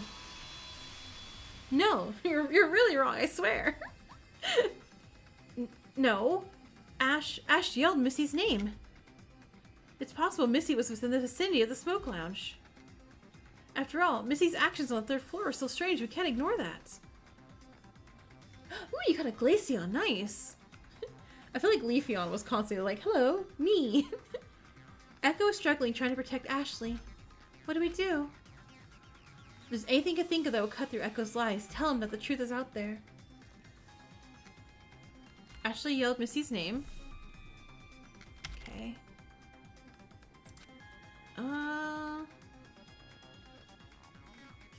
It's something that proves Missy was not within the vicinity of the smoke lounge? Wait just a minute. That's not possible. Remember, Lyle and I saw Missy exiting a personal room. She had just come out of the personal room when we arrived, and only then began to act suspiciously. I suppose I ought to surrender holding my tongue. Yes. I was withholding of my alibi earlier, but the point of secrecy hasn't passed now that my whereabouts have come to direct question. They were always in direct question, Missy. Like, excuse me. I kept my alibi secret to prevent beginning today's deliberation with immediate worry and disillusionment. I confess Cyrus bestowed upon me a terrible gift, this bracelet. It allowed me to access a room that was not mine, a room belonging to a close personal acquaintance, one I hold in my thoughts often. I entered the room upon Cyrus's taunting instruction that I see for myself what became of this person. I discovered nothing, save for my fears becoming reality. My alibi is simply as follows. I did not leave the third floor personal room I gained entry to after I heard the second gunshot. Therefore, I did not see Ashley on the third floor at all. Took long enough to get that testimony out of you. But in that case, Ashley really is the only person possible to have encountered Cyrus in the smoke lounge. Therefore, we can assume from the appearance of the room that Ashley and Cyrus fought in the duration of the time between the third and fourth shot. And Smokey gave Pet to lung cancer? The smoke lounge was in a state of disarray. The casino wasn't. Ashley's body was found in the casino, so it's possible she never even set foot in the smoke lounge. That's not right. Oops, I did not click the right thing. Oh, there's no visible evidence of the two fighting. Echo knows very well that there are signs of strife. Glass. A new tactic is in order. Echo Delulu is the Trululu. Echo, your judgment is clouded, and I think you know that. There was glass and blood littered near Ashley's unconscious body in the casino that could have only come from one place. The casino was not spotless. There was blood all the way there. The casino itself was spotless, free of any signs of struggle. The detritus leading from the smoke lounge to the casino, however, tells a different story. With all these facts in mind, let's review. We discovered everyone's paired alibis, Missy's room activity, and Echo's entrapment in the art gallery in relation to the gunshot timeline frees them from suspicion. We also determined Cyrus the one who was initially wielding the gun, and that Ashley had plans to counter Cyrus's scheme. There's still the gas limit to talk about too, and the blowtorch. In the small period during which Ashley and Echo were separated, a struggle occurred between Ashley and Cyrus in the smoke lounge just across the hall, resulting in the disorderly state of the room. And yet, at the end of it, one person came out alive and the other dead. Echo, you have to see that the culprit behind this is as plain as day.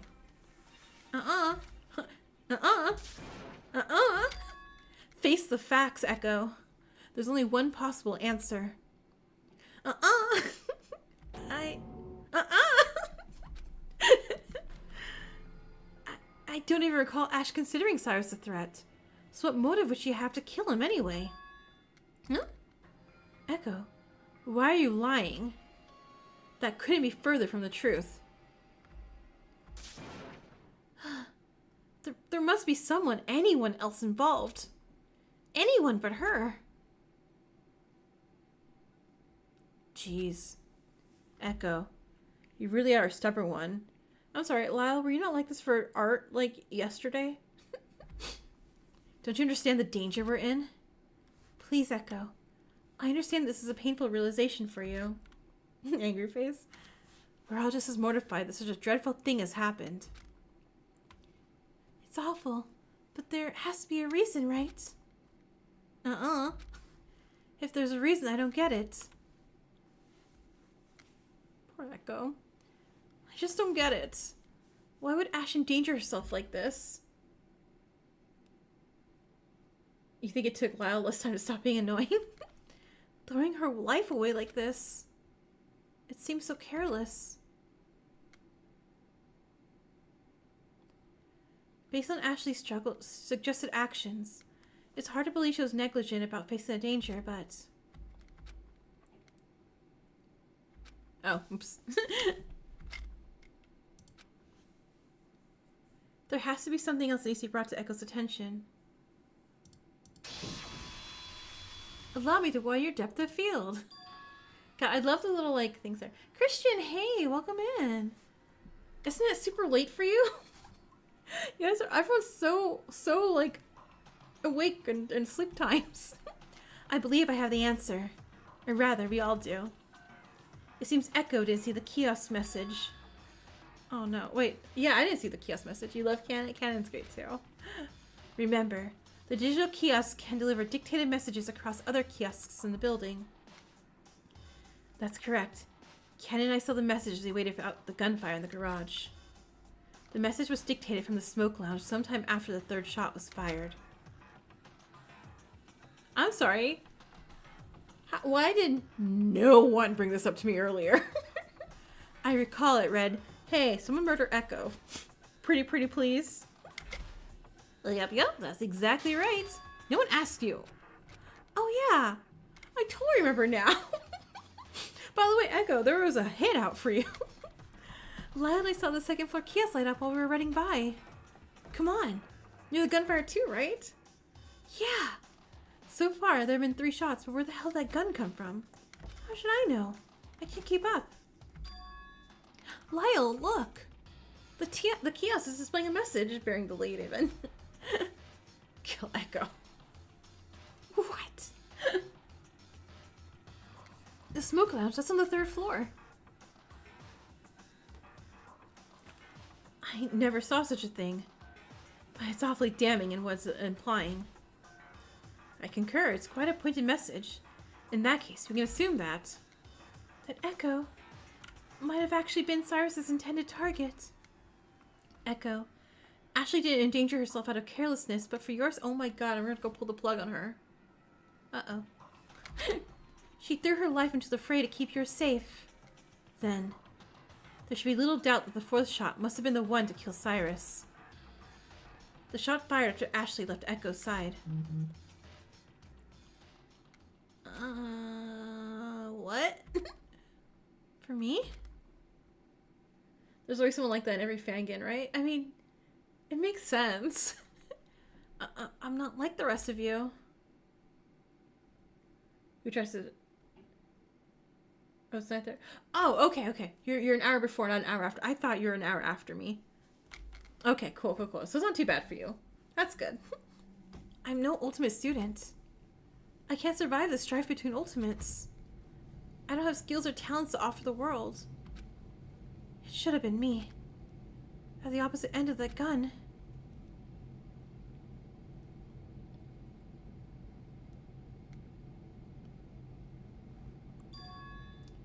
Pardon me. The voice of Eve interrupted a looming courtroom silence. I have an update on Ashley's... What if she just died? What if she just died, like, unconsciously over it? I was like, So we're done here, yeah? Oh, damn it. She's steadily recovering at the moment. She's okay? Well, she's about to not be, Echo. Your favorite character, Ashley's not there? I mean, she's about to not be here. A little more permanently. However, I've discovered traces of Complex 53 in her system. Wait, Complex 53? Is not the very substance Zero threatened time and time to release? Yes. I examined the bracelet in her possession, and it appears the glass vial has been shattered, allowing the liquid state to enter her system via absorption to the skin. The blowback from the gun. So, oh, it is oh, geez. Okay, hold on. Okay. If it gets blurry one more time, I'll just turn it off or something. It's banging. Fine. Next week I'll put all the lights on and be blinded as usual. Yes. I examined the bracelet in her possession, and it appears the glass vial has been shattered. Oh yeah, I did that already. Echo best friend. Shattered. It's plausible that it broke from the kind of impact from Cyrus and Ashley. Yeah, no. It's the gun recoil from the revolver probably smashed her bracelet. Just a minute. Oh, she had Silva's bracelet then. The bracelet in possession? Is it not her own bracelet? It is not. She had in her possession the bracelet Silva Prower. Ashley's bracelet is still intact. Plot twist! If she had Silva's bracelet, there's no doubt. She had a clear motive. It's possible she was goaded on by Cyrus with the bracelet of an important figure, just as Missy was. Nuh-uh. Cyrus probably just broke the vial himself and administered the liquid to Ashley during their fight. Or Zero could have done that. Zero's killing game announcement always talks about toxic gases. Maybe he's behind it. Damn it, Echo. I'm tired of this. You still refuse to accept the reality of this cape. Okay, this is like a smidge bit hypocritical, Lyle. Mr. This is just an AG game. This isn't real. Ha ha ha ha ha. Like, again, you're a little hypocritical, Lyle. Zero can't have done it. I'll tell you why. It's simply not even up for debate. Oh, yeah, because you just got punished with the sound thing. I was testing the rules earlier this morning, right? Rule 4 states that breaking major assets is strictly prohibited, but nothing happened all day. It was only at the very beginning of this trial I suffered the effects of Zero's sonic weapon as a punishment for breaking the rules. If he waited until we entered the trial grounds to punish me, why would he unleash the complex D3 toxin if there weren't any signs of Ashley breaking the rules? Zero, did you do it? You're going to the dentist next Wednesday for your crown and your bridge? Oh, cool. Cool. I'm glad you're getting that, I was like all sealed up, but I guess it's all sealed up, just like all fixed up now. What? I'm only the arbiter of this game. Answer. Nope, didn't do it. No, this can't be. You still don't get it. You've been running around in circles in this trial because you vehemently refuse to face the truth. Zero's such a cute face. It does. Don't you have any value in your life? Your lapse in judgment. Lapse? In judgment is what will get us all killed.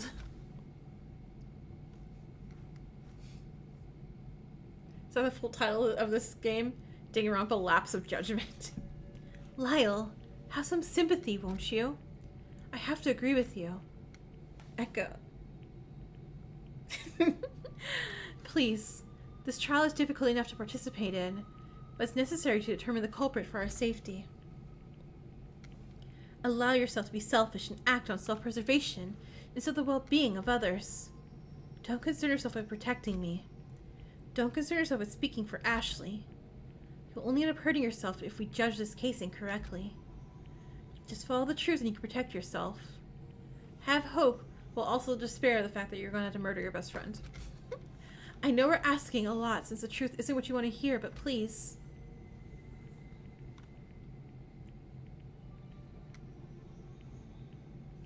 Do we get Echo back?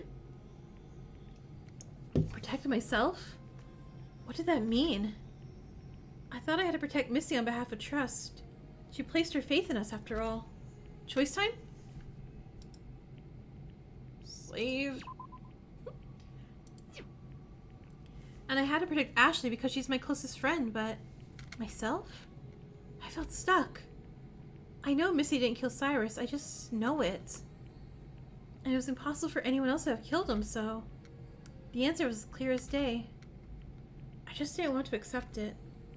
By doing so, I was drawing out this trial for my own self-indulgence and dragging everyone through this hell. It was Mitch.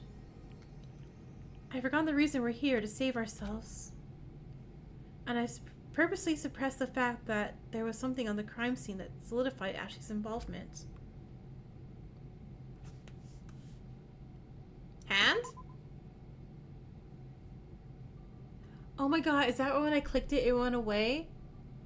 Oh, that's actually really clever, because I thought I messed up and misclicked. I'm like, oh no, I didn't see what was in her hand when I clicked it, and it was like, hand, question mark, go away. But it's actually, is Echo, like, blocking it from their memory. But like, I saw nothing, nope.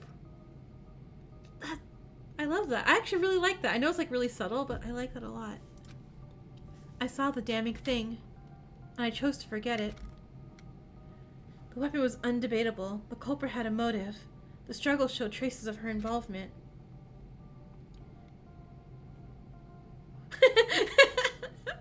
The person who fought Cyrus and eventually won was Ashley, or maybe I think it was Ashley. Or was it Hand? Ashley killed Cyrus. Yeah, it was Yui. Ashley.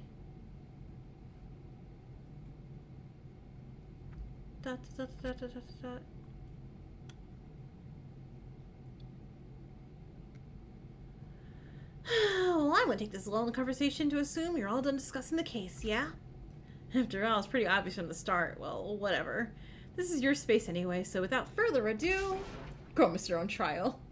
Yeah, Ashley's she's the culprit. It's voting time! We are legit gonna go pull the plug on this dying girl. Oh, to vote. Where are you? There you are.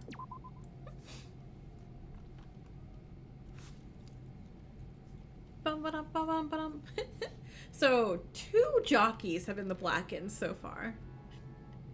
Someone find me another Fanganronpa with another jockey, just so I can get my guess right for chapter 2. Ding, ding, ding, ding, ding! Never trust a jockey. Oh, yeah. The culprit responsible for the murder of Cyrus is none other than the ultimate jockey, Ashley. It's the, what do you call it? The, Phineas and Ferb meme. Or a sports person anyway. Well, I mean, sports person's chapter 1, I feel typically, but this one, it definitely was just like, ah, okay. Jockeys are 2. And almost all of you voted correctly. Well, luckily, majority rules, so it's punishment time.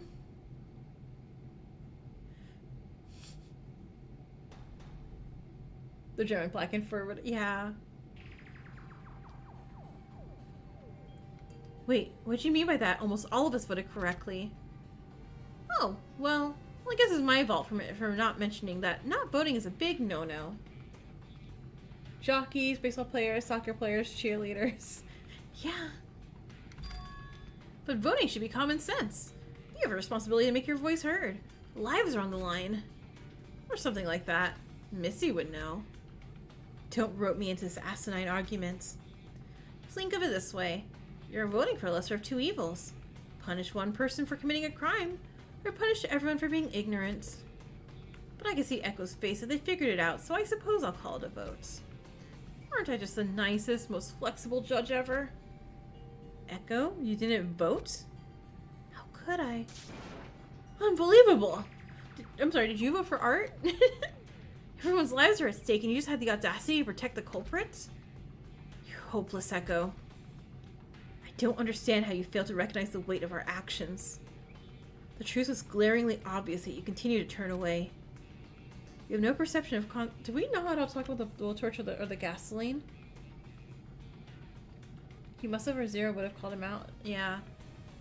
But also, hold on. can we back up? I feel like we did not talk about who was going to torch the whole place.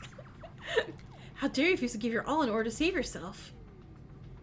The fuck? The fuck, Lyle? This thing just happened to my best friend. It's awful. We didn't.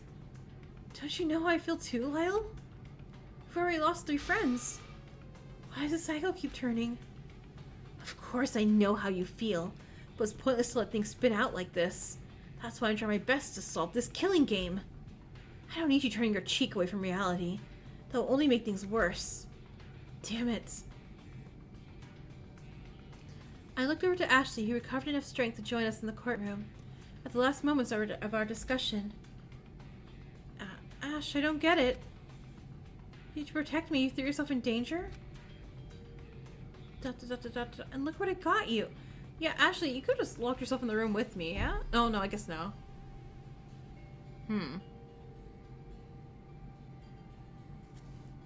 There's gotta been a way. There's gotta been a way. I guess she was under stress and freaking out last minute. Never mind, it makes sense. It's fine. And look what it got you at the foot of an execution. Ash, you're such an idiot. How could you do something so careless? Echo, I thought about nothing but your safety. Huh? Why would Ashley kill? Why? Yeah. She wanted to protect Echo. She's like, this is my best friend. I don't want anything to happen to them. All I ever wanted is for the safety and health of my friends. But look what rotten trouble I gotten everyone into. First Silva and now Echo. Maybe it's better like this. Echo, you don't have to worry about me anymore. Thank goodness, right? If I was in that trial, you wouldn't have budged and you would have voted Missy off instead. At least you know you can trust her. Do why? She was holding information for me for like way too long. What are you saying? I thought that if I could remove a threat from this horrible game, my actions would have all been worth it. But it turns out Cyrus was just asking for this. Cyrus used Silva's bracelet as a show of threat. That the reason he had it and Silva didn't was because... Cyrus said that he had eliminated him. Isn't that right? He said the same to me when I received my additional bracelet. Cyrus, ultimate informant, knew things we would soon rather forget, and he used that information to get under our skin. I told you, he's someone to be wary of. So Ashley essentially lost us the Preservation Project's mole. What if he had information that could have gotten us out? Oh, he had information all right, but he would totally never tell. Zero's right. When I confronted him to inquire him about his facade, he kept dodging my questions. He was acting so odd. And as it appears, his strange behavior went all according to plan. He was acting suspicious to invite someone into attacking him. And I completely fell for it. But I felt horrible after, because when he collapsed, his aggressive facade faded and he laughed. He was glad. Yeah. Cyrus fully intended to take someone down with him. Cyrus fired those initial 2 shots to draw attention. I arrived on the 3rd floor with Echo. I ushered Echo into the art gallery and bound the doors with rope from the climbing center. I confronted Cyrus in the smoke lounge and he fired right away. The 3rd shot was a near miss. Oh, your ears must be ringing. Cyrus. Not a step closer, Ashley. Unless you'd like to end up like your friend Silva. What do you know about Silva? Oh, I know everything there is to know. Financial records, personal records, etc. After all, I'm the ultimate informant. My job is to seek information about the Preservation Project subjects. I personally saw to his removal. And you're next. Not if I have anything to say about it. Yeah, I'd ask fast if I were you. You wouldn't want to go down in flames without getting the information you want, would you? How did his racing element end up in your room? Why, by yours truly, of course. Flames, flames, flames on the side of my head. And his personal vehicle is the 94 Lister Storm. The very vehicle that's in the garage right now. Oh, damn! She threw him. Cyrus threatened me with an awful trinket and a time limit. He prepared spilt gasoline and had a blowtorch ready to burn the room down if I didn't act. I fought him to keep him at bay. She's strong. He eventually dropped the gun. Okay, but now we're talking about the gasoline, though. That's good. I retrieved the gun and gripped the handle fiercely, but Cyrus remained completely cool. He was so nonchalant. I was trying to murder him. He noticed my hesitance and silently tossed a tiny rose gold bracelet in my direction. I snatched it out of the air and turned it over my hands to reveal the name engraved into it. Silva Prowler. Ashley's like you. Okay, Ashley's not like Yui. Hold on. That's Ashley may have made a mistake, but she didn't, stalk someone to their eventual death. Quiet. This isn't right. Why put us through this awful game for the sake of our future? I'm not an ultimate student. Let's play a game. There's 2 more bullets somewhere in that chamber. If you fire and I live, I'll let you walk away scot-free. Your hands would be clean and you were meant to be the ultimate student, born to benefit the world. Oh yeah, that was the saying, wasn't it? If you fire and I die, then... Yeah, okay, you were kidding, okay. Of course, you know what happens. I was gonna say, like, whoa, let's not insult Ashley like that. But in his last moments, he just lets out a chuckle and sigh of relief. He looked relaxed. He looked as calm as when we first met him. I was so confused. Why wasn't he fighting back at all?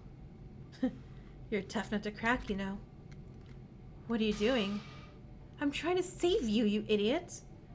I know I took a chance with that shot, but there has to be another answer. You should have shot him less fatally then. Like, I don't know, in the thigh or something. The Preservation Project is a miserable organization that I contributed to. I rallied this group of ultimate students, compiled all the information I could about you all for the project. The project in their game. It's a cruel experiment. Ashley's a good girl. All for the sake of the future. Why are you telling me this? So you won't feel guilty about killing me. How could I not feel guilty? There could have been some other way to get you out of this mess. Cyrus, I don't understand. Why did it have to come to this? Because I thought I had immunity from the game. But when Zero called me out for my cover talent, I knew something was wrong. Why would Zero, an arbiter for the killing game conducted by the Preservation Project, wish to reveal my place in the game? Something's wrong. It's all wrong. This whole game is wrong. I couldn't wrap my head around what he was saying. I didn't dare wish to know what he was talking about, but... What's wrong? He coughed out a small chuckle. This. I made you do a horrible thing. The problem with this game is that you become attached to the ones you're with. As time goes on, bonds are made with the strangers you eventually come to call your friends. He got exposed by his boss. It's super weird. Yeah. I should have never involved myself with you all. I couldn't meet his eyes. I knew it'd be too painful. And you might hate me for this, but it's for the best for you and me. Winning the game is nothing but smoke and mirrors. Kanade, welcome back. Did you add Hibiki-san to your name? I'm sorry, but thank you for helping me escape this game. He held my hands with his own trembling grasp, weakly pushing my attempts at stopping his suffering away. Maybe. After I shot him, I knew immediately what terrible fate I found myself in. I was tethered to meet the same end and fell into his trap. You know what I should have done when he first popped up anyway? Like, excuse me. Criminal, they have a Kinjo. After I shot, I knew immediately what terrible fate I found myself in. I was tethered to meet the same end at the moment I fell into his trap. I fled the scene, leaving it a mess, because I knew it would be pointless to conceal the truth. But even then, I knew the trial of discussion would trace back to my incrimination. That's why I went so far as to shatter the vial of Complex 53 and Silva's bracelet too. Take myself out of the picture. Oh, she did it herself. Okay. Oh, damn. Ash! Why'd you do such a thing? That's awful. I know. Please don't hate me. And forgive me for making such a selfish request, but all I ask is that you live and survive. I did it for all of you. Aw, sweet. Punishment time. Too bad for you. That sickly sweet sentimentalism.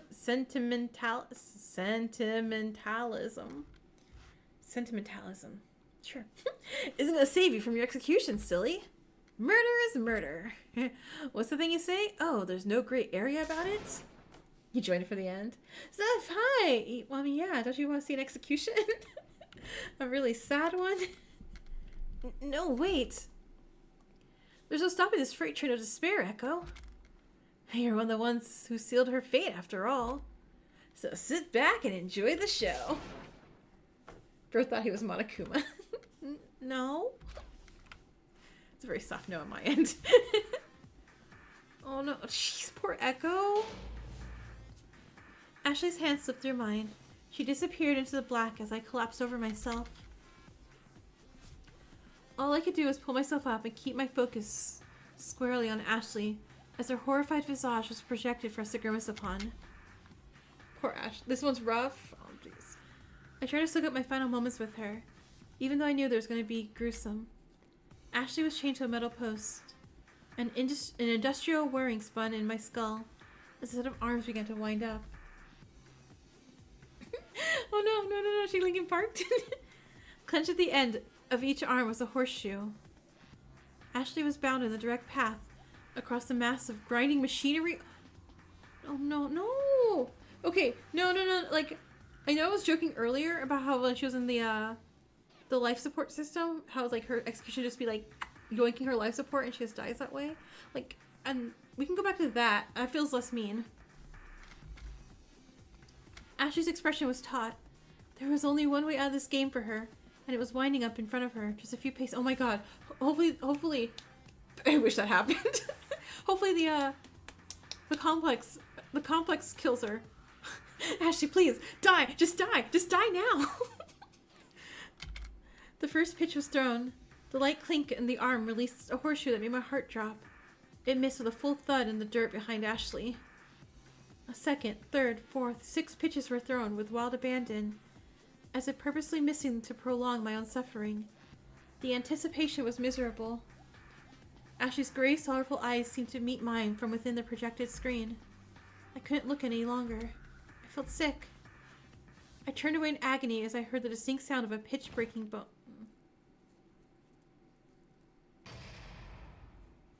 Execution by horseshoes.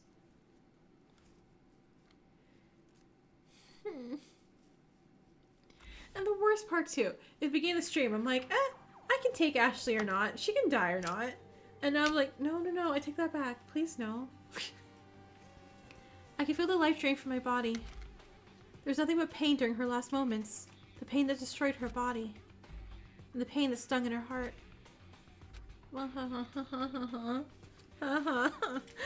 Oh. It's so satisfying. I can't. I feel like every time Monokuma or Zero or anyone talks after this, I'm just like, I can't make a voice. I can't be funny. It's so satisfying building up all this hope and cheer to eventually strike it down with a decisive kill. It's a little boring though. You participants killing for defensive reasons. We didn't even give a motive, which was a bit of a curveball. But interesting that a murder occurred nonetheless. Well, I mean, I suppose I did put Cyrus on blast for conniving with the Preservation Project group. He got in the way of the game after all, so I guess it was beneficial for me in the end. This whole trial made my head spin. I felt wretched. I stared at the floor. Not a breath was heard from the others. They seemed just as stunned into silence. Why'd you betray your own asset? Yeah. And in the depths of our devastation, Eve's silvery voice crept in. Rip best friend. Yeah, I know. She didn't even betray us. She was actually the opposite of a Sayaka. She was like really, really nice and good to us. Like, no. Nothing's being Satsuki and Haru for me, I think, though. I think that one. Yeah, that was the one that really like messed me up a bit. I beseech you all to keep the memory of your friends close. It's awful. I don't want to remember this. Remain strong. As I nursed Ashley back to health, she kept asking out loud, is Echo okay? Is Echo okay? Echo. She got Jode? Oh no. Maybe, oh my gosh, maybe next chapter, Echo's so not gonna be okay. Maybe we'll see Ghost Ashley, like, haunting us. She cared for you into her last breath. Don't think for a second she didn't put everything on the line for you. Me? I apologize. I cannot say for certain what she was thinking except Ashley, without a doubt, cared for you deeply. Echo, let's go cry in our room. Come on. As difficult as it is, cling to what remains of Ashley, her memory. Oh, really? That's all you have this time, Eve? Some empty sentimental... Oh my god, something that word, I can't say that word. Sentimentalism? You know, Eve claims to be on your side, but look what she's done. Why not just leave Ashley to die of Complex 53 poisoning, Eve? Oh, I know why. Because you love reveling in despair, too. Okay, so hold on, we're calling everybody out and everything. She nursed Ashley back to health so I could kill her.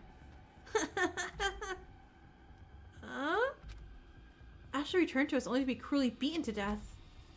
That moment, that shred of relief. It was so quickly quashed. And it was so quickly mutilated into a twisted dark feelings. How pathetic. You'll never end the game like this. You'll fail once more. Despair will triumph over hope yet again, Eve. And it's all your fault. Zero and Eve warped away, and the courtroom was engulfed in silent darkness once again. Echo. Missy's voice was a whisper. I love you, Missy. Oh my god, Missy, you're my last character that I love the most. I mean, I do like Lyle, and I do like Forte, and I like Echo. But Missy, I love you. Stay alive. She laid a gentle hand on my shoulder. And you love Canon? I like Canon. Canon's nice, too. But I really don't want to get... I feel like Cannon's doomed, so I don't want to get attached to Cannon. Hey, let's get you out of here. I listlessly followed Missy. Same with Say. Like, I will do my best to like, no, say. I can't. So no one cares about Say. Again, I keep thinking it's going to be Say dying or doing a murder. So I'm like, can't. Say, I can't, okay? Like, I don't want to get hurt. I listlessly followed Missy out of the courtroom. Everyone else filtered out of the courtroom at their own pace as well, dissolving into their own individual lost thoughts for the evening. You can't say. Imagine me in a death game and be like, oh, you're adorable. I think I would love you. Get away from me. Please don't. Because when you eventually you're going to die. You're not going to make this. I don't want to be sad. So, like, get away from me. Without a single word, Missy led me down the living quarters hall to my personal room. At least I feel like I'd be cleared of the murder. It'd be like that. I'd be cleared of the murder because I was like, no, Dex was an absolute dick to Say. Like, she definitely didn't kill her. She ignored her. She avoided her. She ran every time she saw her. Before I entered, Cannon stopped me out of nowhere. I realized that must have been hard for you, Echo. But, here. Just take this. Cannon handed me a photograph. Oh no, of us together? Wait, what?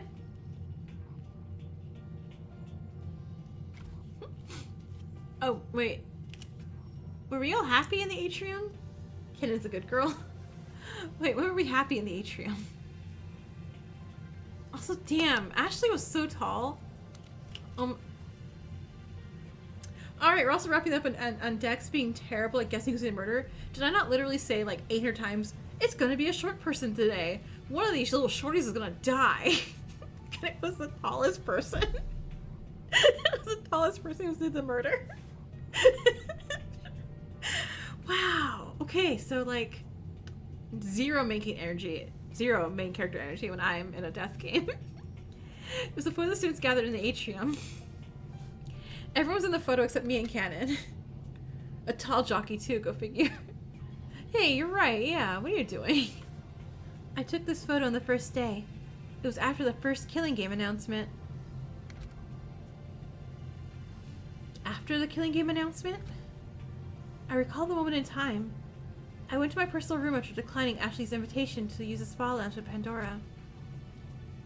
Art insisted I work my magic and take a photo of the group since we'd be staying together as friends in this mansion. Despite that awful announcement, he still wanted to take a neat, pleasant picture. I know, Killing Game? Everyone's like, yeah! I'm a little embarrassed of it. I don't often photograph groups, but... Wait, the fact that this is 9:53, is that important? I'm going to remember that. I feel like I'm going to remember that. I hope this helps ease your pain. Like, it's like the whole Junko's face being covered thing, like, 9:53? Wasn't the announcement at 10 a.m. or something like that? Why would you show me this? What do you mean? I don't want to see this. This idyllic sense of our friends who aren't with us anymore. The killings are too vivid in my mind for me to believe in a simple photograph. I hate this. Sorry. Oh my god, wait! Oh, why'd you rip it? Cannon tore the photo in half. Okay, hold on. Happy. Cannon spat her final remark with a huff before sulking off, her footsteps heavy on the carpet. Missy picked up the pieces of the photograph. How's awfully cold of you, Echo. What do you want me to do? I mumbled. I have nothing to offer the world as an ultimate. I can't do anything. I feel like I lost myself in that trial. I had to detach myself from the people I care about. And for what? The truth? I just scoffed. After all, it was Missy's fault a gun was introduced. I should have taken the gun. I said many times over, I'm like, hey, let me grab the gun. I trust no one. And did I take the gun? No. It was her fault the gun fell into the wrong hands. Her fault that I lost Ashley. Missy sighed softly. It was never my intention to get Ashley executed. I I shrugged Missy away. I didn't want to listen to her. Yeah, let's go sleep for 3 days. I went to my personal room. I know, right? Oh no. I sat on the bed. I sat and I cried.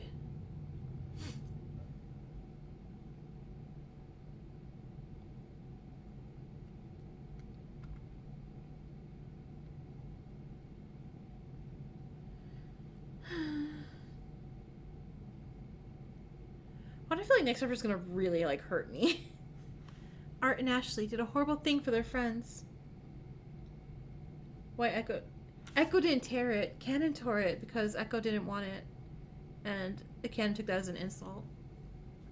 When pressed, the two of them only thought to protect the ones important to them. Why do both characters have a name started with A? Art, Ashley. Oh my god, are they doing an alphabetical order? Who's next then? Hold on. Whose name's next after this? We have Art, we have Ashley, not Say. Forte's an F, Cyrus is dead. Missy, Echo. So either me, Echo, or Forte would be the next killer. If we're doing alphabetical orders. Yeah. When pressed, the two of them only thought to protect the ones important to them. What an interesting concept. It's completely idiotic, though. They disregarded their lives for someone else. Selfless and stupid is what they were. Selflessness gets you nothing in return. In a game like this, you have to be selfish and act in self-preservation. Always looking out for number one. Number one. No. 101? Are we speaking binary code? Oh my god, we're speaking binary code. I can't translate that.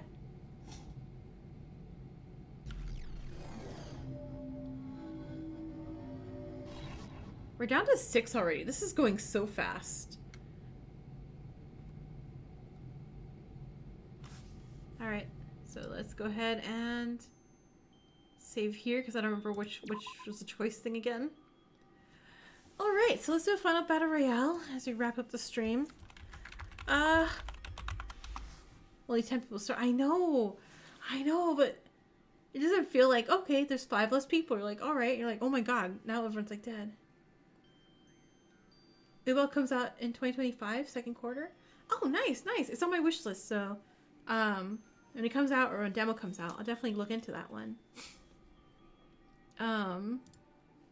Yeah, but yeah, no, I love the chapter. This is great. Like, I really love, like, thank you everyone who suggested Lapse, because I'm really, really loving this one. Like, I love the artwork. Everything's so pretty. I love the characters, and they're reacting realistically, which is really nice, too, you know? You like it a lot, too. Like, I don't see it, like, you know, anything terrible happen. It's complete, which is, yeah, that, too. Like, I believe I got a bunch of, suggestions for, like, new Fangans to just put out trailers. And it's like, and again, I'm like, oh, Zephy, congrats, you won that. And I was like, oh, sure, yeah. It's like, I'll hold off on those when watch a trailer and, like, I don't know, have, like, a day where I just pick up all the Danganronpa trailers I haven't watched and watch them all. Just so you can, you know, get ideas on, like, upcoming stuff. But, I lost my train of thought already. But yeah, no, having a complete one, it just feels, I'm gonna have a complete story with these characters. I'm very happy, and I won't forget things because, you know, doing these in a timely manner. All right, let me switch over screens to ending screen. Yeah. So next week I'm gonna continue with the next chapter, same time.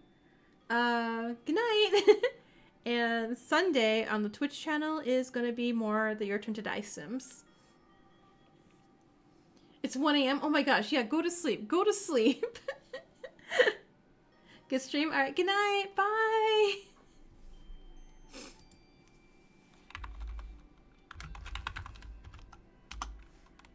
Night, everyone. Thanks for being here.